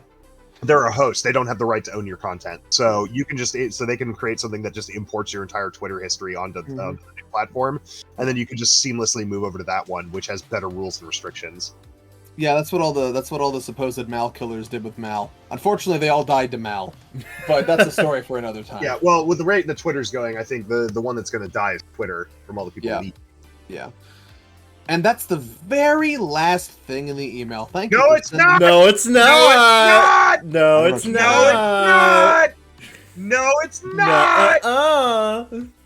You read that last part, Zeke Freak. I don't know what you're talking about. Read it. Oh, I know exactly. There's one more question, buddy. Mind you, that he has sent the email to us as well. So you don't read it, we will. We know. Oops. Oh, I accidentally clicked that trash can button. Sorry about that. Ah, you son of a bitch. Well, for those playing at home and who are out of the loop, we have found that Zeke Freak is quite the VTuber fan. These allegations will not stand. Why are you following Laplace Darkness, Zeke Freak? Why have you been listening to our music, Zeke Freak? It's the same reason as the other things. I did that months ago to trick you into believing it. Yeah, see, this is what gaslighting yourself looks like. You have a whole folder this is what copium looks made like. of very well done fucking wallpapers that you've done of her. I was gonna trick you with the streaming until I realized it causes hitching when I play games with a fucking rotating slideshow wallpaper. It's a lot of effort putting into a shitpost, buddy. I'm me, of course I do. I have 8 different ways to troll you in the works for the next 5 years. I do not believe you for a goddamn second. It's I'm the fucking MCU of trolling you. I've got phase 4 rolled out. The problem with that theory is that when you go too far. I'm the one when you go too far for a joke, it becomes impossible to distinguish between a joke and the real. And I'm in the camp that this is real. Zeke has found his VTuber, and I've always said there's a VTuber for everyone. And he found his. Yeah, when fucking Tolkien told you things about his setting, that was just a theory, not like his authorial intent. I think you're using a lot of justify something that's very plain to the rest of us, sir. I think you're not thinking this through enough. What benefit do I have of following a Twitter account of someone who does not speak my language? Too much. Sir, every tweet can be Google Translate. Nobody trusts Google Translate, and I don't care what she has to say in the first place. If you want something bad enough, you'll always find a way to make it work, and that's what I'm saying. I don't. Aside from really bad. The only thing I want is for you to continue to be angry about this, which is succeeding. I'm not even angry about it. I just think it's hilarious. Okay. Angry is the wrong funny word. as fucking hell. Riled up is the word. Yeah. Anyway, if you want more VTuber content, please subscribe to Zeke Freak on Twitter. He will be interacting. Yeah, you will get none of it. You will get nothing. You will get no retweets. You will get no tweets about it. You can search the word VTuber on my account, and the only tweets you're gonna get about how much I don't like it. Or confusion at your general alien culture because as previously stipulated, I feel like an archaeologist when I talk to you fucking weirdos. This is what denial looks like. It happens to a lot of us when we first fall down the rabbit hole. It's okay. Zeke's just desperately hanging onto the rim, just don't let me fall, don't let me fall!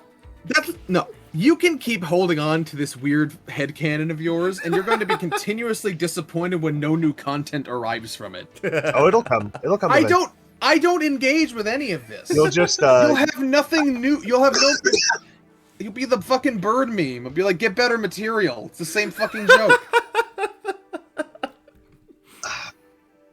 Uh-huh. Mm-hmm. All right. Mm-hmm. Anyway. Uh-huh. So it'll only be a matter of time. You'll have something in common with. It'll only be a matter of time. Again, wants to quote unquote troll us again, and he'll show his true colors. So, but it has succeeded. We've now wranged an entire segment out of this stupid bit. Yeah. What you don't understand is that I've tricked you into making content for my podcast. Ah, you son of a bitch. No, I don't think that's true. That is 100% true, and it just happened. And I've been fucking Cubase laughing his ass off at it. This man playing the 6-month-long con, sure, for this fucking 15-minute bit. Yes, even you not believing that is part of the bit. I accounted for it because I knew this exact situation would happen. Oh, God. Because you are some stubborn and frankly brainwashed motherfuckers. I'm not brainwashed, you're brainwashed. Says brain the is, I was to say the brainwash. My brain is dirty as shit, bro. I kick that shit through the dirt. Brainwashed. Says the My brain looks like a Brazilian kid's soccer ball. Which would be the title if I didn't already have a much better one. Yeah, anyway, that's the end of this fucking segment. See you in the next one.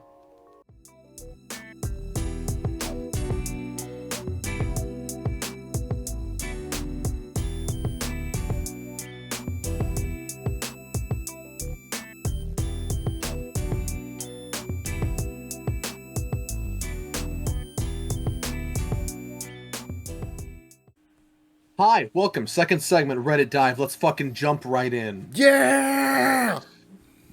I've missed this. It's been weeks. It's been so long. Wait. Fuck. I gotta scroll up. There we go. Here we go. There we go. We got it. There we go. We've got it, and we've given it to you. I gotta scroll back far enough to find where the fuck the starts. It's been so long. Where do we even begin? Where do we even start? How do you pick up the pieces of a shattered life? Alright, let's start with a classic Aita. Okay, alright. Am I the asshole for making my son quit his part-time job to go on our family vacation? God. My husband and I have 3 children. A 16-year-old son, 2 daughters, 13 and 10. That's not how you format this. Our son got a part-time job as a lifeguard at a pool back in March. We live in South Florida, so the pools are open pretty much always. It was a good job for him. He liked it and he was happy to have the money. The issue was his boss was an ass about giving time off. Our family takes a yearly vacation to this little beach house we rent for a year. We've done this since the year I was pregnant with my son. Of course, the kids all love it and look forward to it. Well, my son told his boss about the week when he signed up, but because that was only 6 weeks after he started, then he denied it. We made it clear he was still going. It's just a part-time job, and there's millions of those. He protested, but we made him go, and his boss fired him. He was furious the entire time, refused to do any family stuff or listen to us, so he was grounded when he got back. It's not that we don't trust him to stay home alone. It's not that we don't trust him to stay home alone or anything like that. We just don't want him to prioritize work over family, especially some weekend job. He found a job at another pool 2 weeks later. It's not like this impacted him in any way, but he still holds a grudge about it. He claims we didn't respect his choices, and he's right. We don't respect him trying to choose his job over family time, so we don't hold it against him since he's just a teen. You know, you could have just stopped it at, he's right, we don't respect him, and that could have just been the end of it. At the same time, neither does his boss. Yeah. So I mean, they probably saved him from like a toxic work environment. Like sure, but they're not framing it like that though, so yeah. which makes me think it wasn't a priority. Yeah, like that was not his parents' jurisdiction. Oh yeah, that to wasn't choose. their motivation. Yeah. Afterthought is like, yeah, you probably saved them from a toxic work environment, but at the same time, like, you know, but at the same No, time, he's 16. He gets to make his own choices around these things. Yeah. You know. Like just You're because the he, asshole. yeah, just because he found something 2 weeks later doesn't stop the fact that you basically torpedoed his job by forcing him onto a What if he didn't? You're right. You're justifying your actions in retrospect. Yeah. You know, but what if he So- didn't? You know? exactly. So you're still the asshole. Yeah. no, their mentality just is fucked. You're right. Absolutely. Yeah. Fuck you. Good might have come out of it, but like it was still a very bad decision. Yeah. Let's see here.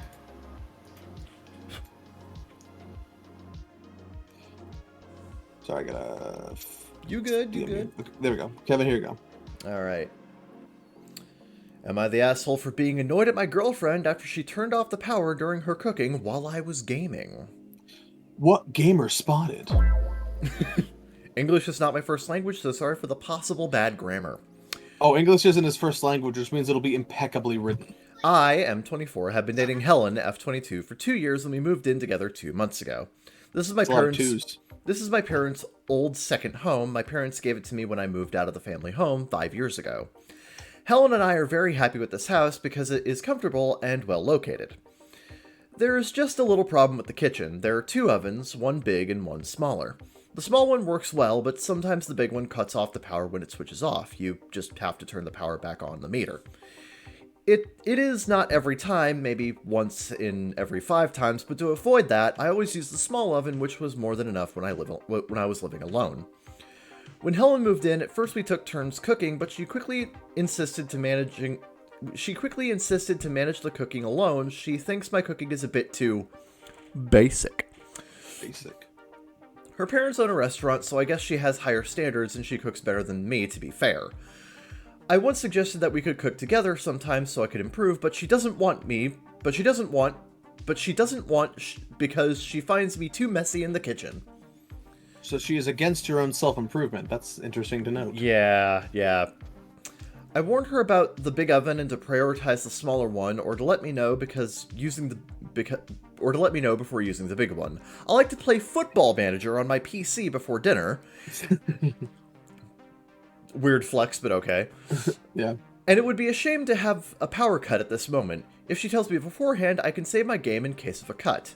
2 weeks ago, Helen used the big oven without telling me and the power went out while I was playing. I gently remembered her to warn me next time, and it's okay, I'd saved a few minutes before, and everyone can forget or mess up. Yesterday, she wanted to make cookies and use the big oven again without telling me. I was playing and hadn't saved in several in-game weeks. Stupid, I know. So it was lost. I was annoyed and asked why she didn't warn me. Instead of apologizing, she said aggressively to get over it, that I shouldn't get upset about that stupid game. After all, the cooking the dinner was much more important. You had cookies for dinner? Cooking the dinner, I know, but she was Yeah. making cookies. Yeah. I got angry and answered that she shouldn't disrespect my hobbies like that, and she could just enjoy her so much more important dinner alone, and I stormed off.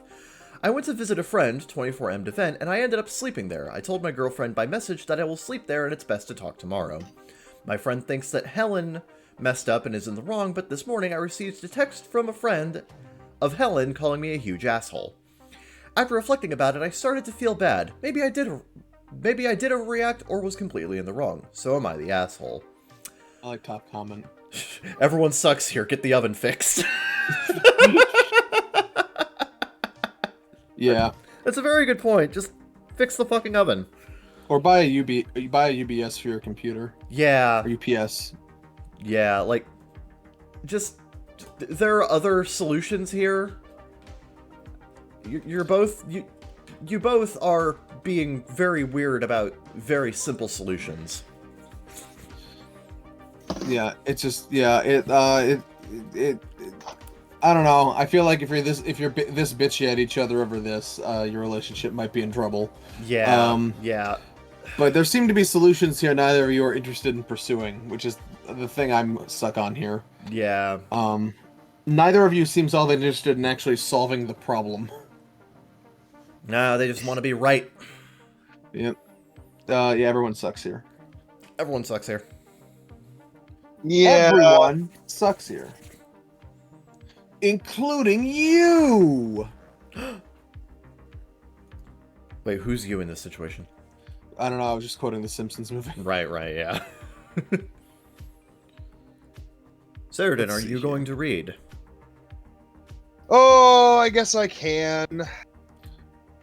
Okay, 1 second. Ha ha ha ha. Let me just grab any little old thing. Here you go.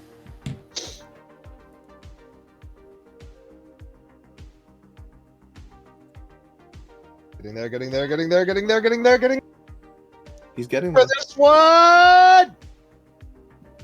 Am I the asshole for not removing the Disney items from my house? Oh no. No! Yes, automatically you're the it's a asshole. Disney because adult! sucks and fuck you.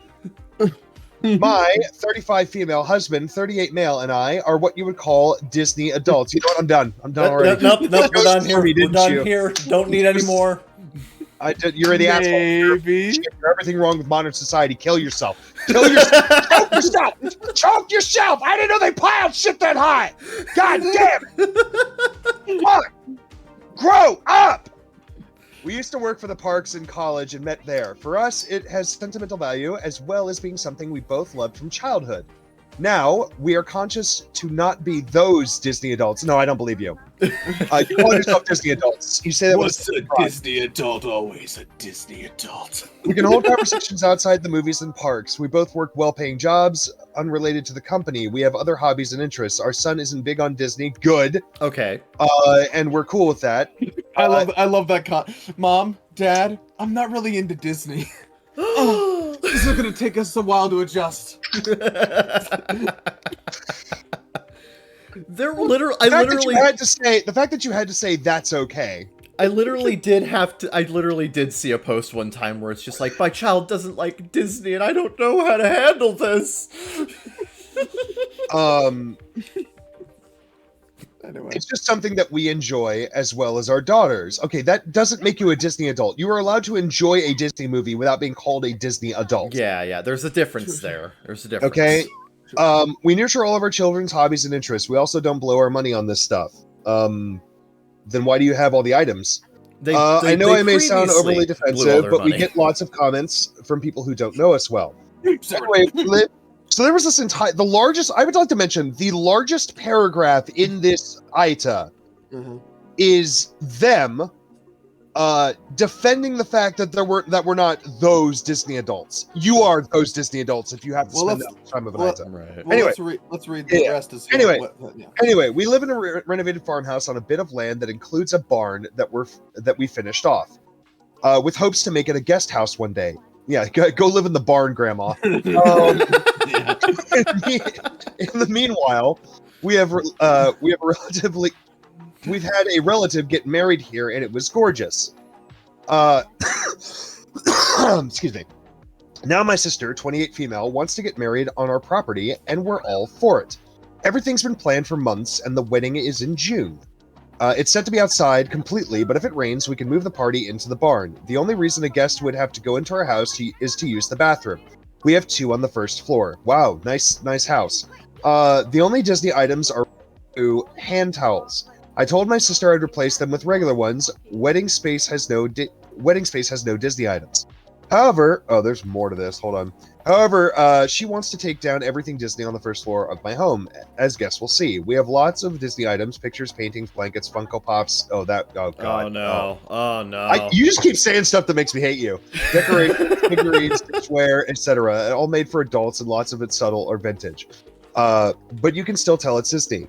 1, this would be a massive undertaking. It's not as simple as shoving stuff in the closet. We'd have to pack it up and find a place to store. The sheer amount would require at least 2 hours of packing, not to mention storage and unpacking after. 2, it's ridiculous to me. Who cares if people see? I mean, fair. She says it looks tacky and doesn't want people to remember her wedding for that. I told her no. We're decorating the outside. Okay, no, you're not the asshole. Okay, yeah, this is quickly turning into a wedding item. I mean, literally, I was like, why? I love how Why? this post combines Why? the two things Sheridan loves most: Disney adults and weddings. I hate you so fucking much. All right, this is my last episode of the Baka Gaijin show. It's been fun. It's been real, everybody. I'm not going to stand for this. When my husband and I stood firm, she whined to our parents, who told us to grow up and take it down. Oh God, she whined to her parents. And they told her to grow. And they told her to grow up because of, you know, they're not perfectly. They're. I hate when people look at people. Okay, so sidebar. I hate when people look at people who enjoy something from their childhood still, that still means something, and they're like, "Why aren't you going to a job you don't like?" While sitting in traffic, wearing a boring gray suit from 9 to 5 and being miserable like the rest of us. How dare you not grow up? Fuck off. Yeah. Like, I just had this fucking argument with somebody the other day. Like, this person was telling me to grow up, and I'm like, I didn't know growing up, the requirement for growing up was being a perfect fucking person or not being passionate about things. Maybe you're the one who needs to figure it out. I love the top comment. If your sister wants full control of the space and decoration, maybe she should rent her own fucking venue. I agree. Mm-hmm. Like, look, if you're going to set your my wedding favorite thing, my favorite thing to do during weddings I go to is fuck the bride. So I'm gonna fuck the bride here and say, I'm gonna fuck the bride here and say that, like, no, man, you're actually not in the wrong this time. I hate you. Fuck you for Disney. Fuck you for Funko. But I'm on your side in this case because fuck the bride. Yeah. Yeah. Oh, I never thought we'd see the day Sheridan goes to a Disney adult. It's like, you're not the asshole. Right. You're not the assholes. You're not the assholes. Alas. She asked to come in your home. You graciously acknowledged this and allowed her to come into your home. And now she's trying to say, your home sucks. Change it. Alas. Like, no. You don't get to come into my home, tell my way of life, tell me my way of life shit, and then fucking insult me for it after I've been courteous. Fuck you. Yeah. All right. Next one, which was deleted. So I hope she gets fucked by everyone except her husband that night. Anyway. I have to go to Undit for this one because it got removed. That just reminds me of a fucking great joke from DBZ Abridged. Hey, Krillin, why aren't you upstairs sleeping with your girlfriend like everyone else? Yeah. That's a good one. Yep. Anyway, back to Undit. Am I the asshole for not wanting a baby in business class? Huh? Plane. It's a plane, to be clear. Right. Not like actual. Okay. 25F worked really hard to afford a business class ticket on a long-haul flight to visit family. The flight was over 8 hours, and I was really excited. It took me forever to save enough, and it was a treat to myself. After sitting down, I saw a couple with a very young baby get on board and sit down in the seats in front of me. I didn't know babies were allowed in business class, so I tapped the mom on the shoulder and very kindly told her that economy was further back. Oh my god. To be fair to her, she was polite and told me that she was in the right seat. I got really upset because, again, I worked super hard for this. I asked for a flight attendant, and she asked very quietly if the family could be moved to economy. The flight attendant was nice and said that it could not be done. Unfortunately, the mom heard and looked really annoyed, saying they hadn't even taken off yet. The flight was actually okay. The parents took it in turns, and every time the baby made a sound, one of them would pick it up and be quiet again. At the end of the flight, I thought I'd be nice and thank the mom for keeping the baby quiet. I explained that it was a big deal for me to be flying business. The mom was kind of cold, though, and told me that no parent takes a baby on a flight unless they have to. And then, and I think this was really rude, said word for word, if flying business was such an economy hardship that I feel others should have their seats changed to accommodate me, perhaps I shouldn't be flying it. I got really offended and admittedly lost my temper, maybe saying a few unkind things. I went home and ranted to my mother about it, but she says I was in the wrong. I don't see how. I was polite until the end. So Reddit, am I the asshole? No, the fuck you weren't! You started off in the most passive-aggressive way possible. Like, I was very... The economy class is back there. Like, what the fuck? Wow. Oh, the economy class is back there. Oh my god. No, you suck. Tap. Excuse me, how dare you procreate on my flight?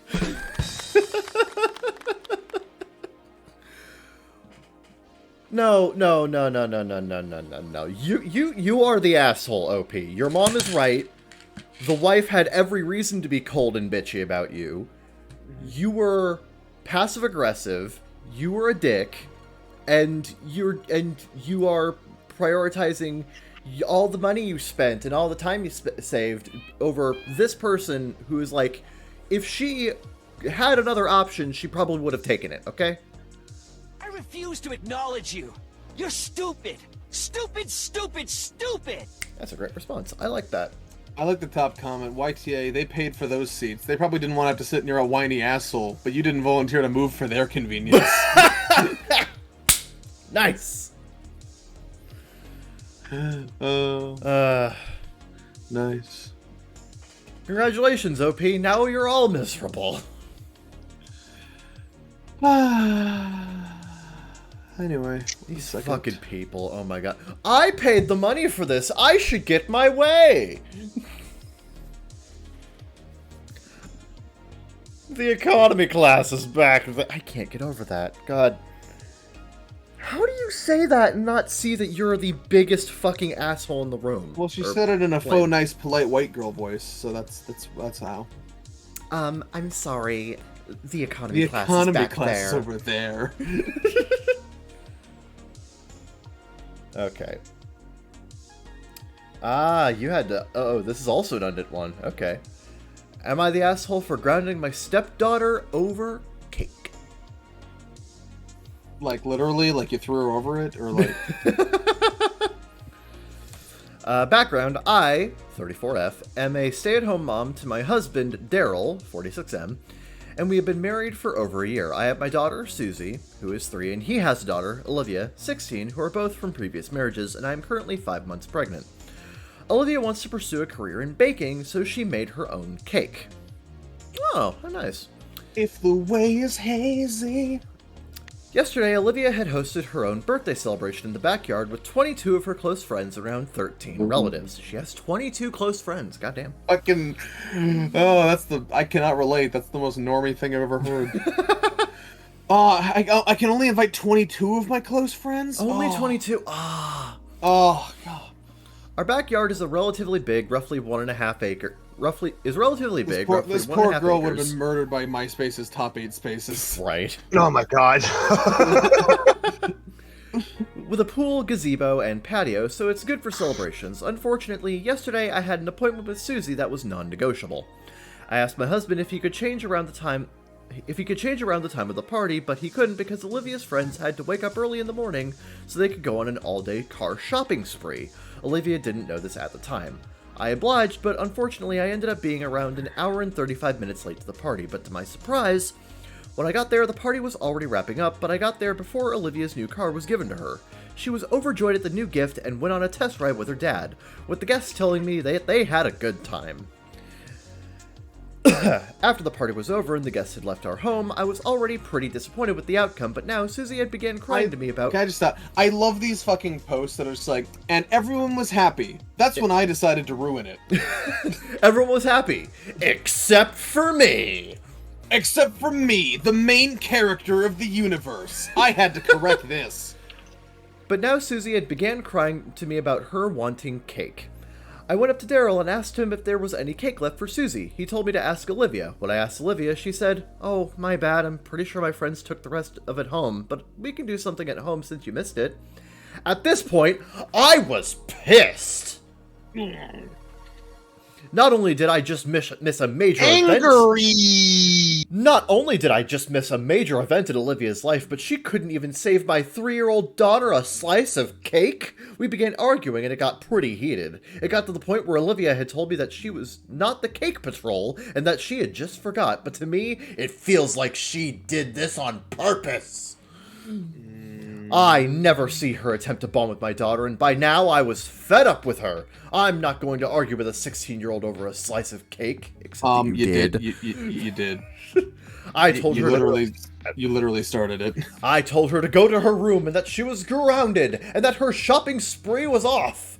Her father told me that she was crying all day today and that we should just let her have the shopping spree. I put my feet down and told him no, but now I feel bad, and I think that maybe it was my pregnancy hormones that are affecting the way I'm perceiving things. But I also will not just stand around and let my Blame daughter... literally your own hormones. But I will also not just stand around and let my daughter get mistreated. So Reddit, I am the asshole? in awe that this woman is 5 years older than me, and yet she feels 15 years younger. Yeah. Oh my god. No, bitch. No. Your fucking 3-year-old probably has more emotional maturity than you. Look, your 3-year-old wanted cake and didn't get cake. She's 3. She'll get over it. Your 16-year-old. Go get her a thing. Who fucking cares? Your 6-year-old just had an amazing fucking birthday party, got an amazing fucking present, had the best time of her life, is gonna go on a grand old shopping spree, but oh no, she can't have that anymore because she forgot to give your 3-year-old a slice of fucking cake. And I like how the last paragraph in particular, everything is written like it's all about her. Yeah. I missed a major event in Olivia's life. Well, yeah, it was Olivia's life to live, you dumb shit. Yeah, so like... I fucking hate parents like this. They're so fucking up their own ass. Top comment. You didn't even think to ask Olivia to save a piece of cake for you and or Susie, but you're enraged she didn't magically remember on her own?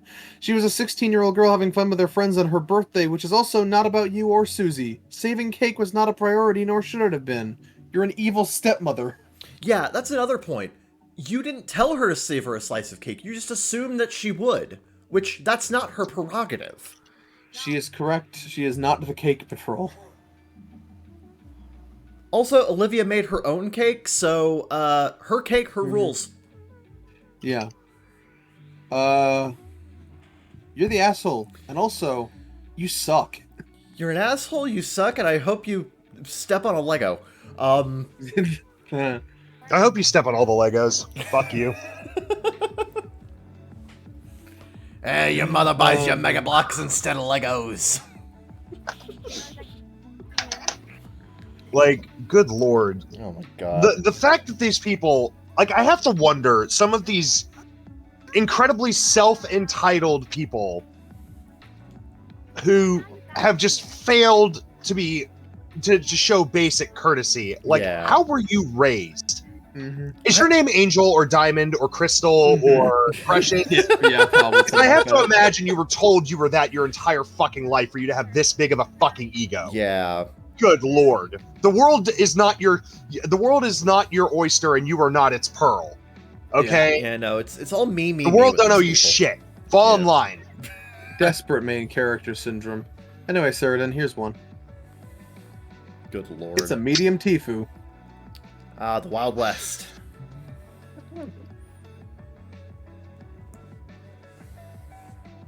What the fuck?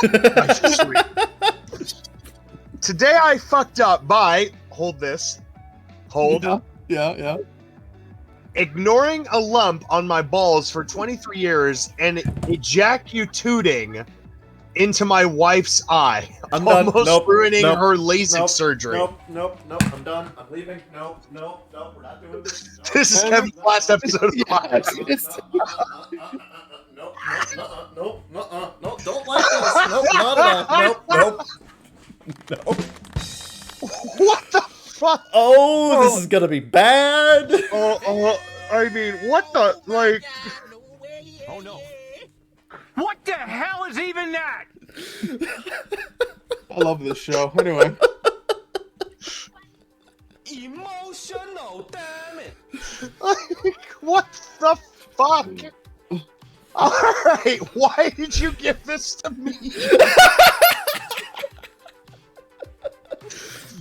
You ever just ignore a lump on your balls for 20 years and ejaculate in your wife's eye? Almost ruining your LASIK surgery? I Yeah, hate when that happens, man. We've all been there. Y'all. I also want to point out his username is user the ejacufarter.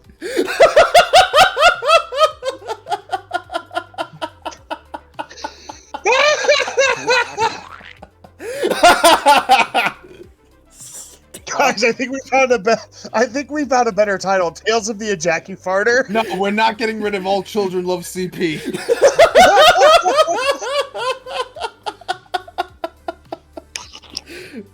Read the fucking post. I can't. I'm laughing too. Alright, Jesus Christ. Alright, if this isn't... what?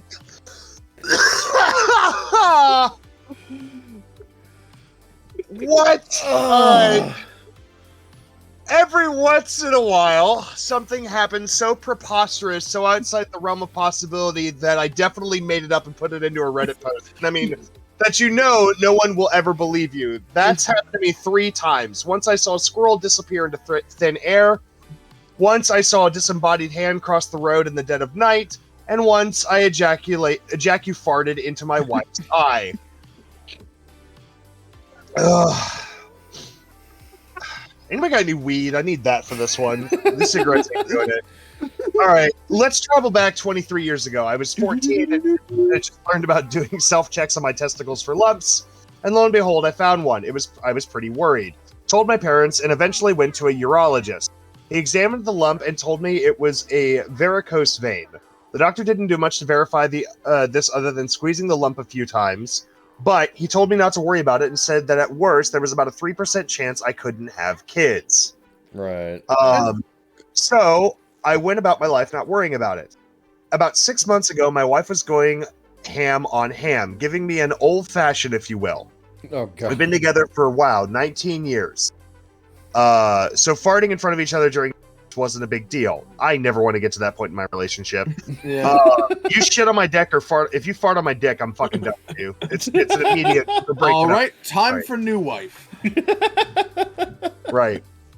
There is one woman I would accept this from. Anyway, we've been together for 19 years. So farting in front of each other during sex wasn't a big deal. At best, it was funny, and at worst, nothing to really react to.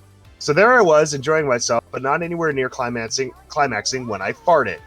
And when I say I farted, I mean I ejaculated, by which I meant the fart caused me to ejaculate hard with no orgasm. My wife was caught off guard, and my cum hit her in the eye. She had LASIK about 3 months ago beforehand, and while she was well past the healing stage, she was adamant about not rubbing her eyes in her life. Something about detached retinas. Anyway, back to the ejaculating. Can we not? So I figured this was a one-off incident. But the next time I had to fart during a private personal session, I forced the fart out and the same thing happened. And then again when I tried a bit later. I assumed this wasn't normal, so 23 years after the first visit, I found myself back at the urologist. The same one, huh? The same one, right. And he was like, you ejaculated, didn't you? Anyway, yeah, that was... The ancient scrolls warned me against this! There was what I failed to tell you was there's a 3% chance that you weren't going to have kids, but a 240% chance Jackie fart in your wife's eye, ruining her LASIK. I forgot to mention that. Sorry, I had golf that afternoon. Right.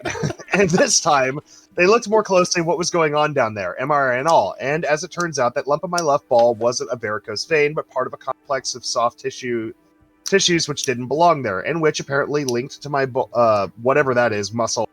Bulbocavernosus. Yeah, bulbocavernosus muscle and pubococcygenius muscle, GS muscle, and probably other shit too. It's not cancer, more of a 1 in a million. Why would it cause this ejaculating phenomenon only now is a mystery, unless I had literally never farted while having a boner before that moment of life. Anyway, my wife's eye is okay, and so am I guess. I don't seem to be in any immediate danger anyway, according to my doctor. Oh, and I can have kids. I just hope that none of them were conceived by an ejaculate. I definitely farted while inside of her once before. I love how much information you're giving us. You're very thorough. I'm gonna fucking puke, man. This is throw away because my main account is pretty popular. Also, I had to go with ejaculating in the title because fart was prohibited. TLDR, I ignored a lump on my balls. I like how that's the part that was prohibited. Great Reddit mods. Yeah, great Reddit mods. Man, you'd be great at... the Reddit mods would be great at the Discord. Also, I had to go ejaculating in the title because fart was prohibited. Ignored the lump on a ball, discovered a weird party trick. Almost ruined my wife's left eyeball. Became a medical wonder. Edit. To clarify that a disembodied hand, not head, crossed the road. Okay. Yeah, why don't you have a post about that story? Oh my god. Fuck. Well, that was excellent. I like the top comment. So, like, you bust a nut every time you fart, or only sometimes? I'm so confused. Do you just walk around all day with a condom on to prevent My god. You think that's bad? You think that's bad? What the fuck? This is why we... This is why we sent untold billions laying undersea. This is why we spent untold billions laying undersea fiber optic cables for the internet. Yeah, exactly this. So This this is can really be The shared with the sharing of world. Blowy is raunchy law. Fuck's sake. It's how you activate the Rumble feature. Or- Oh, no. boy. Let's see here. Let's see here. Let me check this one for validity. Zeke, never send me anything like that again in my entire life. Good lord. What the fuck? Oh, I really wanted to read this one, but fucking I was removed within 16 seconds. God damn it. Damn. Fuck, I can't. No, I can't find it. God damn it. Damn. That one was about getting his girlfriend deported. That was gonna be fun. Oh, well. shit! God damn it. Oh well. Today I fucked up by getting my girlfriend deported. Let's No, go. No, it was an am I the asshole for getting my girlfriend deported? Probably. Well, it was also I also found it in Am I the Devil? So yeah, probably the asshole. Right, yeah. Unfortunately, we'll never know the context because he deleted it too quickly. Fuck. Actually, wait, hold on.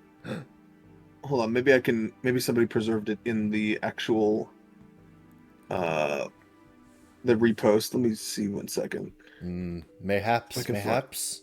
Find this. Okay. Please let it be there. Please let it be there. Please let it be there. Yes, it is. Yes. Awesome. Okay. Yes, let's go. Let's go. Okay. Let's go. Somebody preserve this. All right. Am I the asshole for notifying the authorities that my ex and I are no longer together? My ex and I met while we were both working abroad in Dubai. She's from Belarus and I'm from the UK. We then decided to move to the UK together, and she got a dependent visa as my unmarried partner. This British visa allowed alert. her to live in. Yeah. British alert. Sorry. This visa allowed her to live and work here, except as a sports person. She works as a product manager at a tech firm. I decided to break up with her about 3 months before she would have been eligible to apply for indefinite settlement status, which would mean that she would no longer be tied to being my dependent for immigration purposes. The rules are very strict, and the Home Office states that they must be notified about breakups. She pleaded with me to wait 3 months, but even then it takes a while to process settlement status unless you apply for faster processing for a fee. I refused and notified the Home Office about our breakup as required. I also wanted to be with someone else, so I could not ask my new girlfriend to wait.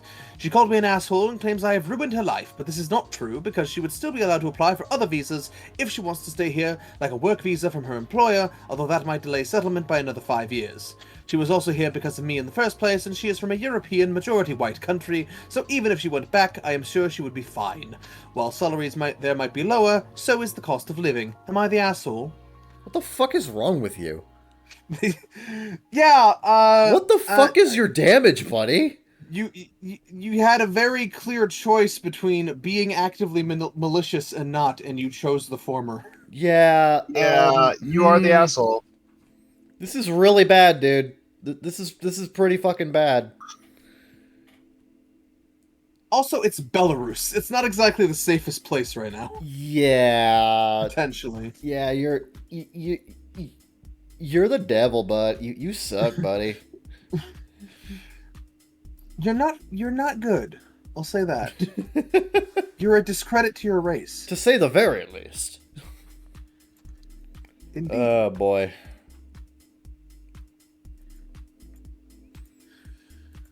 All right, let's find out what the fuck else we got here. All right. I mean, it has been a while. Kevin, you're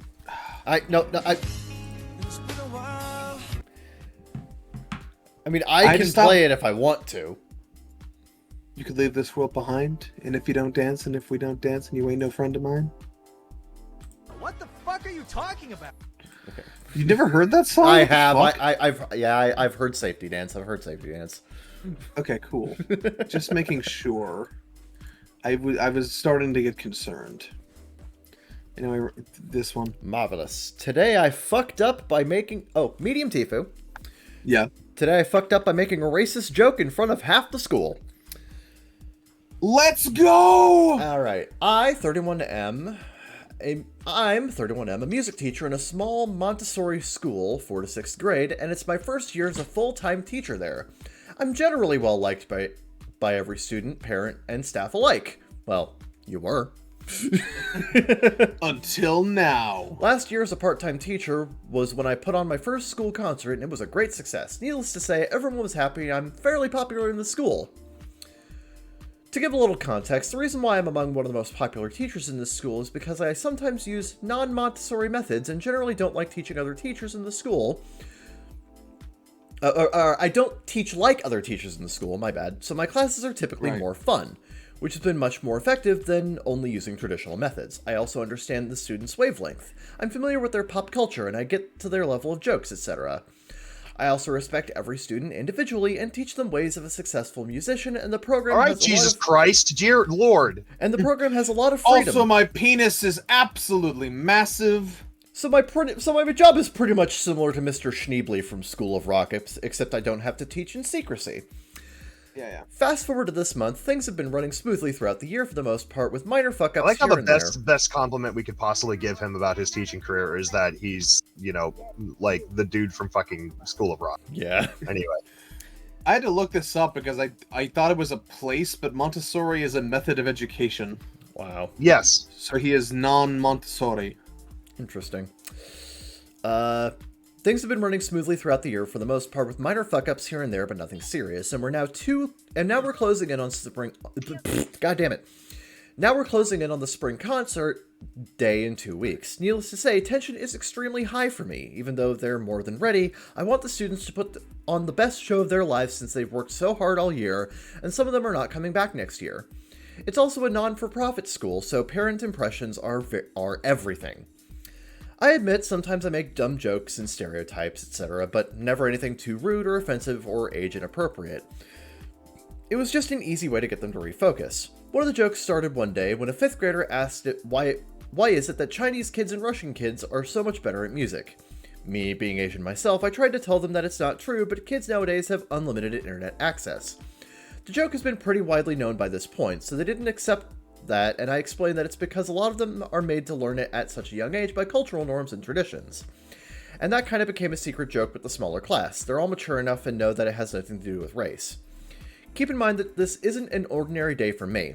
I woke up with a sore throat, which worried me because I have to sing today and travel to Connecticut tomorrow for a friend's wedding. So I pounded down Dayquils twice in the morning, which has been known to have funny effects on me. Oh no. I got a little tipsy off the Dayquil. So obviously I was feeling like crap. We were having a 4th to 6th grade rehearsal today with several teachers and staff sitting in. The class was split in half, where the main band's sitting on one side of the class and the rest of the singers are on the other side. And halfway through the rehearsal, while talking to my small band, my dumbass forgot that it was full house class and said, "And remember that there is always an Asian or Russian kid that can play better than you." The class burst into laughter, mixing in with the other teachers' horrified laughter while looking at each other like, "Holy shit!" Shit! I forgot the ice! One of the teachers pointed out to me after everyone left. She was letting me off easy while half laughing, half freaking out. I asked if I'm going to get fired, but she insisted that I won't, although it doesn't feel like that way right now, because even if one student mentions it to their parent, I'll probably get fired for sure. Other teachers in school have also said way worse things to students, but nowadays these kinds of jokes aren't taken well. That doesn't justify shit, but anyway, go ahead. Yeah, he's saying it doesn't justify shit, yeah. I am now spiraling back into deep depression pretty hard, and I'm sitting here typing this dreading what's coming next. TLDR, accidentally made a racist joke during an elementary school music rehearsal in front of almost the whole school and God himself. Look, maybe it's because I hosted this show, but that is so fucking tame. It's super softball, honestly. I've heard way worse. Like, it's not that bad, honestly. I'm gonna say this is a small fuck up. Come back when you're actually fired. Yeah. If you actually get fired, then it's a medium Tifu. Yeah. So say us, the arbiters of Tifuism. Until then, we are firmly in the middle ground of small and medium. It could fall on either end. Schrodinger's Tifu. Indeed. Things could change at the drop of a hat. but we do not know as of yet. Hey, Sheridan, I sent you one. Oh, is that what that was? Yep. Yeah, do I DM you for any other reason? No. Not No, good frequently, no. No, that's a good point. That's a good point. Good point. Am I the asshole for saying that my stepsister isn't a real scientist? Oh my. Join the rest of America. Please forgive the new account. Okay. I lurk a lot, but I've never actually made an account until Okay, today. okay. I'm wondering if this is like, that situation where it's like, I'm a pilot, but I've never actually flown a plane. Yeah. I have 5,000 hours in Microsoft Flight Simulator. Flight Simulator. God, that guy was so rich. That guy was hilarious. That guy was the. All right. That guy was the whole dessert. Anyway, here we go. I, 31 male, have a stepsister, Emma, 27 female. Our parents have been married for 5 years, but I hadn't met Emma until recently because her dad got contact with her when she was 15. Or she got contact with him. I'm not really sure on the details. It's none of my business, so I never asked. Cool run-on sentence, bro. I get along with her dad pretty well. He recently got back into contact with her, and they've been trying to make amends and are trying to get to know each other. They met a few times, and he decided he wanted to impregnate her. I mean, to my mom, sister, and I, so he invited us all out to dinner to a fancy restaurant last week. During dinner, we did some basic...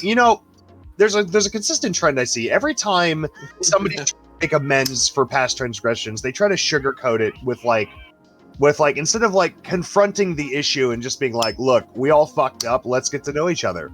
Yeah. It's always, let me take you out to a fancy restaurant, butter you up so you'll believe my bullshit. Anyway, you have to believe me. We're at the Cheesecake Factory. Right, exactly. During dinner, I took you out to Le Berge. Why don't you love me now? It's a simple math equation. Right. During dinner, we did some basic getting to know each other, small talk and such. My sister asked Emma a lot of questions, which she answered, and they seemed to get on really well, and I could tell my mom was really liking her, too. It felt natural. I felt natural. I felt neutral, excuse me. Yeah. My mom then asked Emma, are you doing this with me to, double check my Yeah, a little bit. Piss off. My mom asked what she does for a living, and she told us that she's currently in her second year of her PhD in linguistics and is narrowing down on her second specialization. My mom asked her where she goes and what her schooling was like. She said that she's doing her PhD at Harvard, has a master's with concentration in neurolinguistics and language acquisition, also from a prestigious foreign school, and her undergrad is in applied linguistics with a concentration in sociolinguistics and language acquisition, which was also from an Ivy League. My mom was impressed that she said it must... My mom was impressed with all the big words. I'm sorry. My mom was impressed and said that it must have been expensive, and Emma told us that her mom couldn't afford college. She said she actually got a full ride for her undergrad, and she worked all the way through all of her schooling and took out a loan to do her postgrad abroad. My mom started asking about research, and she started explaining eagerly about something involving pattern recognition and language acquisition in neurodivergent people and genes or something. Her dad said that he had no idea that she was such a scientist. I corrected him and told her she's not a scientist. She does social research, and that's not science. Not really. I have a degree in earth sciences, and I'm a real scientist. I do actual science every day. My sister pointed out that Emma's research involves a lot of research in genetics as well as neuroscience and linguistics, and that's very clearly science. And she probably worked hard to get where she is. I said that linguistics is an easy degree, especially if you're on scholarship, and that it's not real science. Nothing at Harvard is an easy degree. Yeah, nothing in college is an easy degree. What the fuck are you talking about? Yeah. Emma excused herself from the table and left some money and left the restaurant. My mom is very upset with me and says I should apologize. My sister says I'm jealous of how successful Emma is, and then I'm mad she got her degree at a school I was rejected from and was a dick. Oh, man! I don't think I said anything. And the final card is revealed. All right. So number one rule of being an asshole. Yeah. The truth can still make you an asshole. Yeah. Yeah. Okay? If you go to a dinner where everyone's supposed to make nice and build a relationship, sitting down and saying, you're dumb because you didn't get a real experimental science degree, is still making you an asshole, even if it's true. Okay, imagine. And also, I don't think it doesn't qualify her from being a scientist. Scientists. Neuroscience. Well, and science does not require experimentation. It can. Just because she's not like flipping beakers with chemicals with fucking glasses does not make her not a scientist. Yeah. That does not make her a scientist. She is doing research and extrapolating theories and results that can be applied in the real world through research. That is a perfect. Do you think archaeologists aren't scientists? I just like they're totally scientists, and all they do is research. My favorite part of this is, imagine someone tells you, yes, I have a PhD in linguistics going for my second specialization at Harvard, a master's with concentration in neurolinguistics and sociolinguistics, language acquisition from an Ivy League college, and then you just go, yeah, but you're not a scientist. Right. Yeah. No, you have no. Yeah, you're not. You don't do real things. No, you I just have a fucking PhD in neuroscience. That's all. No, she's a scientist. Like that's like saying archaeologists are not scientists. I guess he's looking at it more like a historian, but like. Well, I think this guy. Well, a lot of it is probably she got a degree from a school he was rejected from. Let's not ignore that part. Right. That seems important. But also, if his view of scientist is Half-Life NPC, I think he needs to expand his worldview a little bit. Yeah. Yeah, I agree. Nah, he needs to go. He needs to look past his own fucking nose and get his head out of ass. Like this whole idea that I did something, therefore it makes me better than you. Like when, like, and especially, like I said, considering this is not a dinner to rag on each other and settle grievances. It's to get to know each other and build a nice relationship. And you had to bring essentially your own personal beliefs and politics into it and hammer people over the head with them. That makes you an asshole, even if you were right about her not being a scientist. Yeah. Like, the truth can still make you an asshole. Are you listening, like, conservative America? Like... Anyway.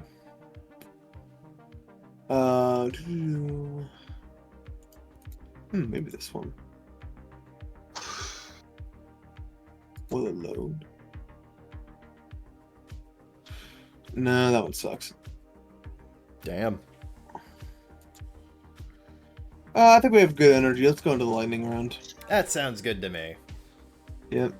This is the lightning round. This is where we go to our unpopular opinion to find some unpopular opinions. Are they popular, not popular? Do we agree, disagree? Let's find out right fucking now. Let's find out right fucking now! Unpopular opinion. People need to let Diana go. It has been years. Who the fuck still cares? Who cares? I agree. Like, yes, it was a tragic event, and I hate paparazzi eternally because of it. But, like, let it go, dog. Unpopular opinion: Steve Harvey is not funny. I agree.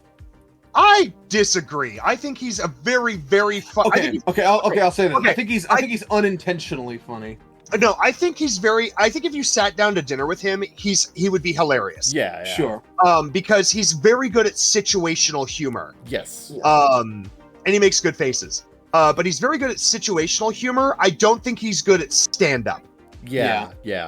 Like, I think Steve Harvey on, like, Family Feud is fucking hilarious because he will fucking rip into your shit and your family dynamic, and he is fucking hilarious when he's doing situational stuff.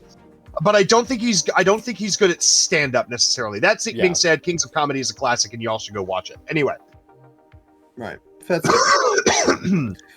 Unpopular opinion: ice hockey is the most fun sport to watch. It's just horribly marketed, and the barrier to play is high. I would say it's a good sport to watch, and yes, I do think it's horribly marketed, especially here in the United States. But it's hard to outmarket the NFL with their infinite money budget. Yeah. So I say the same thing about baseball. I think baseball is a great sport if you know what's going on in it, but it's marketed as a boring sport where nothing ever happens. And in truth, those men do more active stuff during a game than football players do, but football gets all the marketing, so people actually watch that sport. Yeah. You know what I mean? Yeah. Like, so I agree. I'm not going to say it's the best sport. I'll say it's a good sport. Go ahead.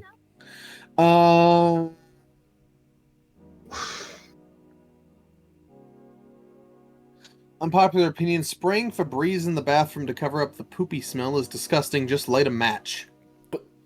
Huh? I mean, whatever works, I guess. I guess. You want to light a match in a room that just got freshly filled with methane. Interesting. I'm never going to your house.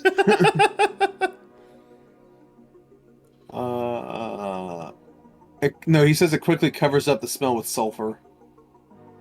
That's But worse. shit has methane in it. Well, you're not lighting the shit. It's just particles in the air. Right, But right. that's where it's the most dangerous, when it's a gaseous. I mean, it's probably not going to blow your house up, but Yeah. it's still not a great idea. Yeah. I just want to know what he has against Febreze.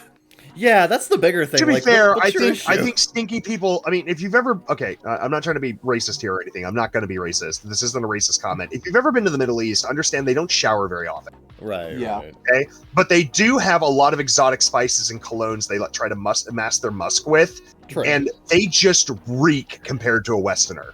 Right. Well, it's also like 110 degrees there constantly. So Yeah, but what I'm saying is that smell. what I'm saying is that masking a poopy smell with something that smells good can sometimes lead to an even poopier smell. Sure. I guess. So I kind of get where they're coming from, but lighting a match is like the least effective way you could deal with that, and also Yeah. potentially dangerous. Yeah.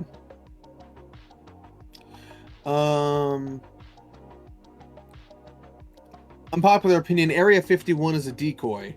Probably. Probably. Yep. Remember that thing like 6 years ago? Everyone was gonna storm Area 51. That was funny. Yeah, that was funny until they realized they were a bunch of couch potato internet. And then they remembered the government has guns. The concert in Vegas was awesome, though. Oh yeah. Not gonna lie, the concert that what was it, Red Bull or something put on was Yeah. Yeah. And then they lined up all outside the fence, and they're like, "Oh wait, the government has guns. We forgot about that part." We should probably not. We should bail out, guys. This is not a good idea. Yeah, let's go back to Woodstock. It was still funny though. Right. It was pretty funny though. Yeah. Which is unfortunate because some of those people never found their dads that were hiding out in Area 51. For shame.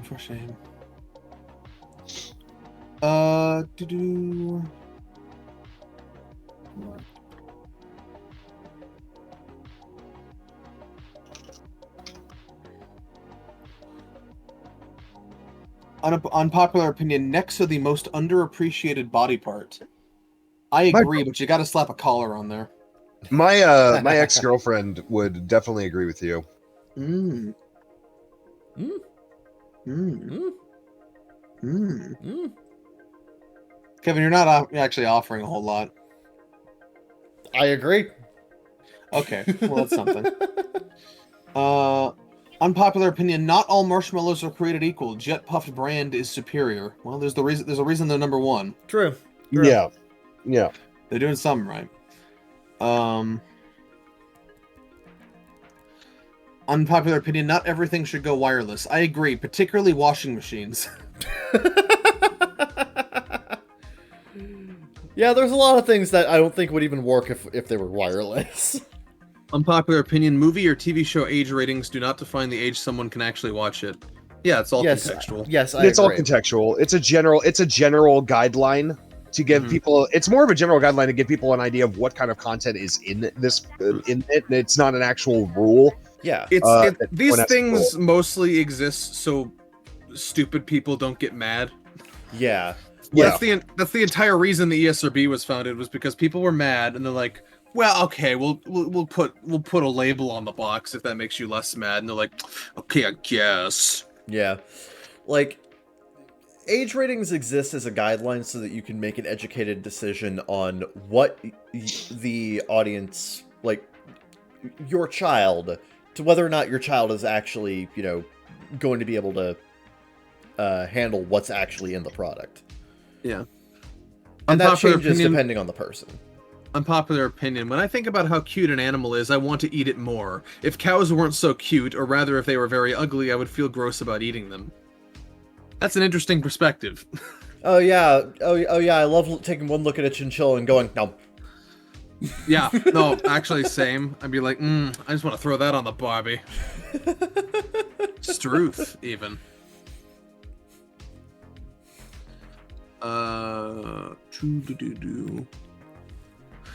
Unpopular opinion: Biscoff cookies and guacamole is an elite combo. Kill yourself. What the Interesting. Huh? Kill yourself. How do you get to a point in your life where you think to do that? All right. Hey, fucked up looking food. I got a job for you. Check this fucking shit out. Interesting. My comment. Yeah. Let's see here. Unpopular opinion, I think spin art is stupid to pay for. Probably. Bin art? Yes, Kevin. Kevin, you're an adult. I'm not defining these things for you. Okay. I just haven't heard the term before. That sounds like a failure of our education system. Yeah, probably. Unpopular opinion, soup spoons are useless. Oh, that's what fucking Okay, that. Okay, I know. What Man, he's lagging behind now. Now he's not. Kevin, we're talking about soup spoons. Give it the program. I disagree. He disagrees. I Please disagree. defend the merits of soup spoons. So soup spoons simply, well, it's a bit like there's two different types of soup spoons that you're commonly going to find. You're going to find the Chinese ones, which are super deep dish, which are absolutely not worthless because you can just, they're better at capturing liquid because they're more like a small bucket or ladle. Yeah. And then the other ones are like the wider ones you see in the West are just better at like doing thicker soups and getting more stuff on your soup. Like a teaspoon is called a teaspoon for a fucking reason. Yeah. Like it's like soup spoons are actually fantastic. Like I don't understand. Like they just have more surface area. Sarah and Cedron are a known spoon fundamentalist. And amateur chef. That's also true. Yeah. Unpopular opinion, sped up is lamer than the always classic Nightcore. Hell yeah. Yeah. Hell yeah. Yeah. Fucking grew up on Nightcore remixes. Nightcore, Respect. baby. Unpopular opinion, the profit margins of major corporations are too high. You figured it out, buddy. Congratulations. Yep. You're finally on the same page as everybody fucking else. Unpopular opinion, iced drinks have too much ice. Well, ice is a scam, as I've said many times. So you've said, but what if you're making the ice yourself? What if it is your own ice? What the... I'm not... How am I going to do that in my car, Kevin?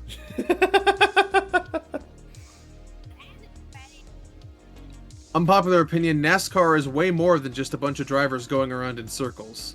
I agree. Most people get this one wrong. Like, I don't know if you guys have ever, like, even just sat down at a computer desk and, like, opened up Forza and tried to do an endurance race on that, but, like, these guys have to travel at, like, hundreds of miles an hour, inches from other cars. For, like, 6 to 8 hours at a time without a break. The amount of balls it takes to do that is incredible, and there is more going on, and it's just less subtle. It's just more subtle than people are usually willing to give it a chance for. But NASCAR is far more than just going around in circles. Do I prefer Formula One? Yes, but I also respect NASCAR and its drivers. It is not like you try that and tell me how you do. Yeah.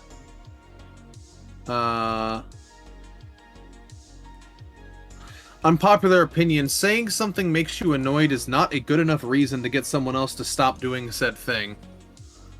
I think that depends on the thing. It kind of depends on the thing. It's very contextual. Sometimes that is enough, and it's just like, okay. Yeah, clearly like that's if too I'm much. stabbing you, for instance. Yeah, that's annoying. Please stop. That's not a good enough reason to get me to stop.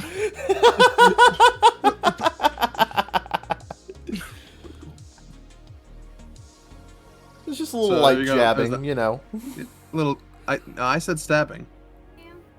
Well, stabbing involves jabbing. Okay, smartass. Have you considered go fucking yourself? See, I've considered that, but I decided against it. Yeah, just not in the mood. That's not a good enough reason to decide against it. Unpopular opinion, salt and pepper grits are better than sugar grits. I've had neither. I don't like grits. But you're from the South. I'm from Missouri. That's the South. South-ish. Yes, it's South. Yeah. Sarah didn't back me up here. Is I'm just- Missouri in the South? Yes. Yes. Yeah. Idiot. I just never liked it. It was never my thing. That's crazy. Stephen Colbert is very disappointed in you. That was a great bit when he pulled out the grits. It was Yeah. fantastic. One of my favorite bits. Unpopular opinion: eating dips without bread or chips is better. What? Huh? This dude just eating salsa with a spoon. It's like, oh fuck yeah, cheese dip. Well, I can understand that, but I would also like some chips. Yeah, give me some fucking chips, man. I need a textural contrast. If you're just eating cheese sauce, that's too homogenous. Yeah, yeah. Mm-hmm. You gotta get, like the creaminess and the cheesiness and the saltiness and it goes together. Unpopular opinion: bananas are best when they are firm and greener. No. You're weird. You're a little on the weird side there, buddy. Like the problem I have with like green bananas is just that they have this like kind of silky mouthfeel that just does not feel good. Unpopular opinion: lightsabers are poorly designed and needlessly uncomfortable to hold. I will admit that a lot of the lightsaber designs don't look like they were very ergonomic. Yeah. They do have that issue. I also don't like sand. It's coarse and rough and irritating and it gets everywhere. These are true facts. Yep. And no one can disagree with them. It is illegal. Yeah, honestly, the best lightsaber designs are the ones that are like fairly simple, like Anakin's or Luke Skywalker's. I think one of my favorites is Count Dooku's because it actually looks like it was designed for a human hand to hold it. Oh yeah, I actually love that little curved thing. I think the curved handle was something that Christopher Lee suggested specifically. I think so. Yeah. Yeah. Unpopular opinion: we need to use the word himbo more. Fine, rapid fire himbo. Okay, we're good. Himbo. There you go. So we hope you appreciated that.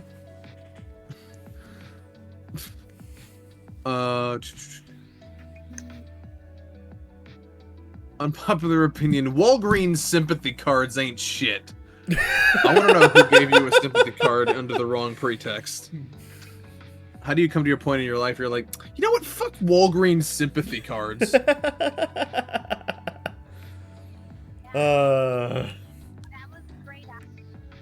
Unpopular opinion: mythology should be treated with the same respect as religions. In some places, it is. They kind of go hand in hand in some places. It just depends. Yeah. I also like all religion is mythology, you know. All your fucking Christian creation myths, those are also mythology. I'm They're sorry. just different mythology. I just googled bad sympathy cards and I found one that just says, well, fuck. See, how can you hate that? How can you hate that? Yeah.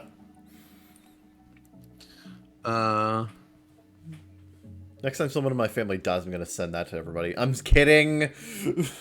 Unpopular. You did it too quickly. You gotta hold for a second. Yeah. Let the fears sink in. Yeah. Unpopular opinion: we should normalize using umbrellas during sunny weather. Presumably for shade? Yeah, Yes. probably, yeah. Yeah, I guess so. It's an old thing that women used to have parasols to keep them cool. Right, yeah. Yeah, Well, like, parasols aren't umbrellas, they're parasols. let's bring back parasol culture. Fuck yeah! I mean, if you go to the Kentucky Derby, that's still a thing. Yeah, let's go to the Kentucky. I'm not going to the Kentucky Derby. You're not welcome in the state of Kentucky anymore. No, not after the incident. Not after the incident. Kiara, shut up!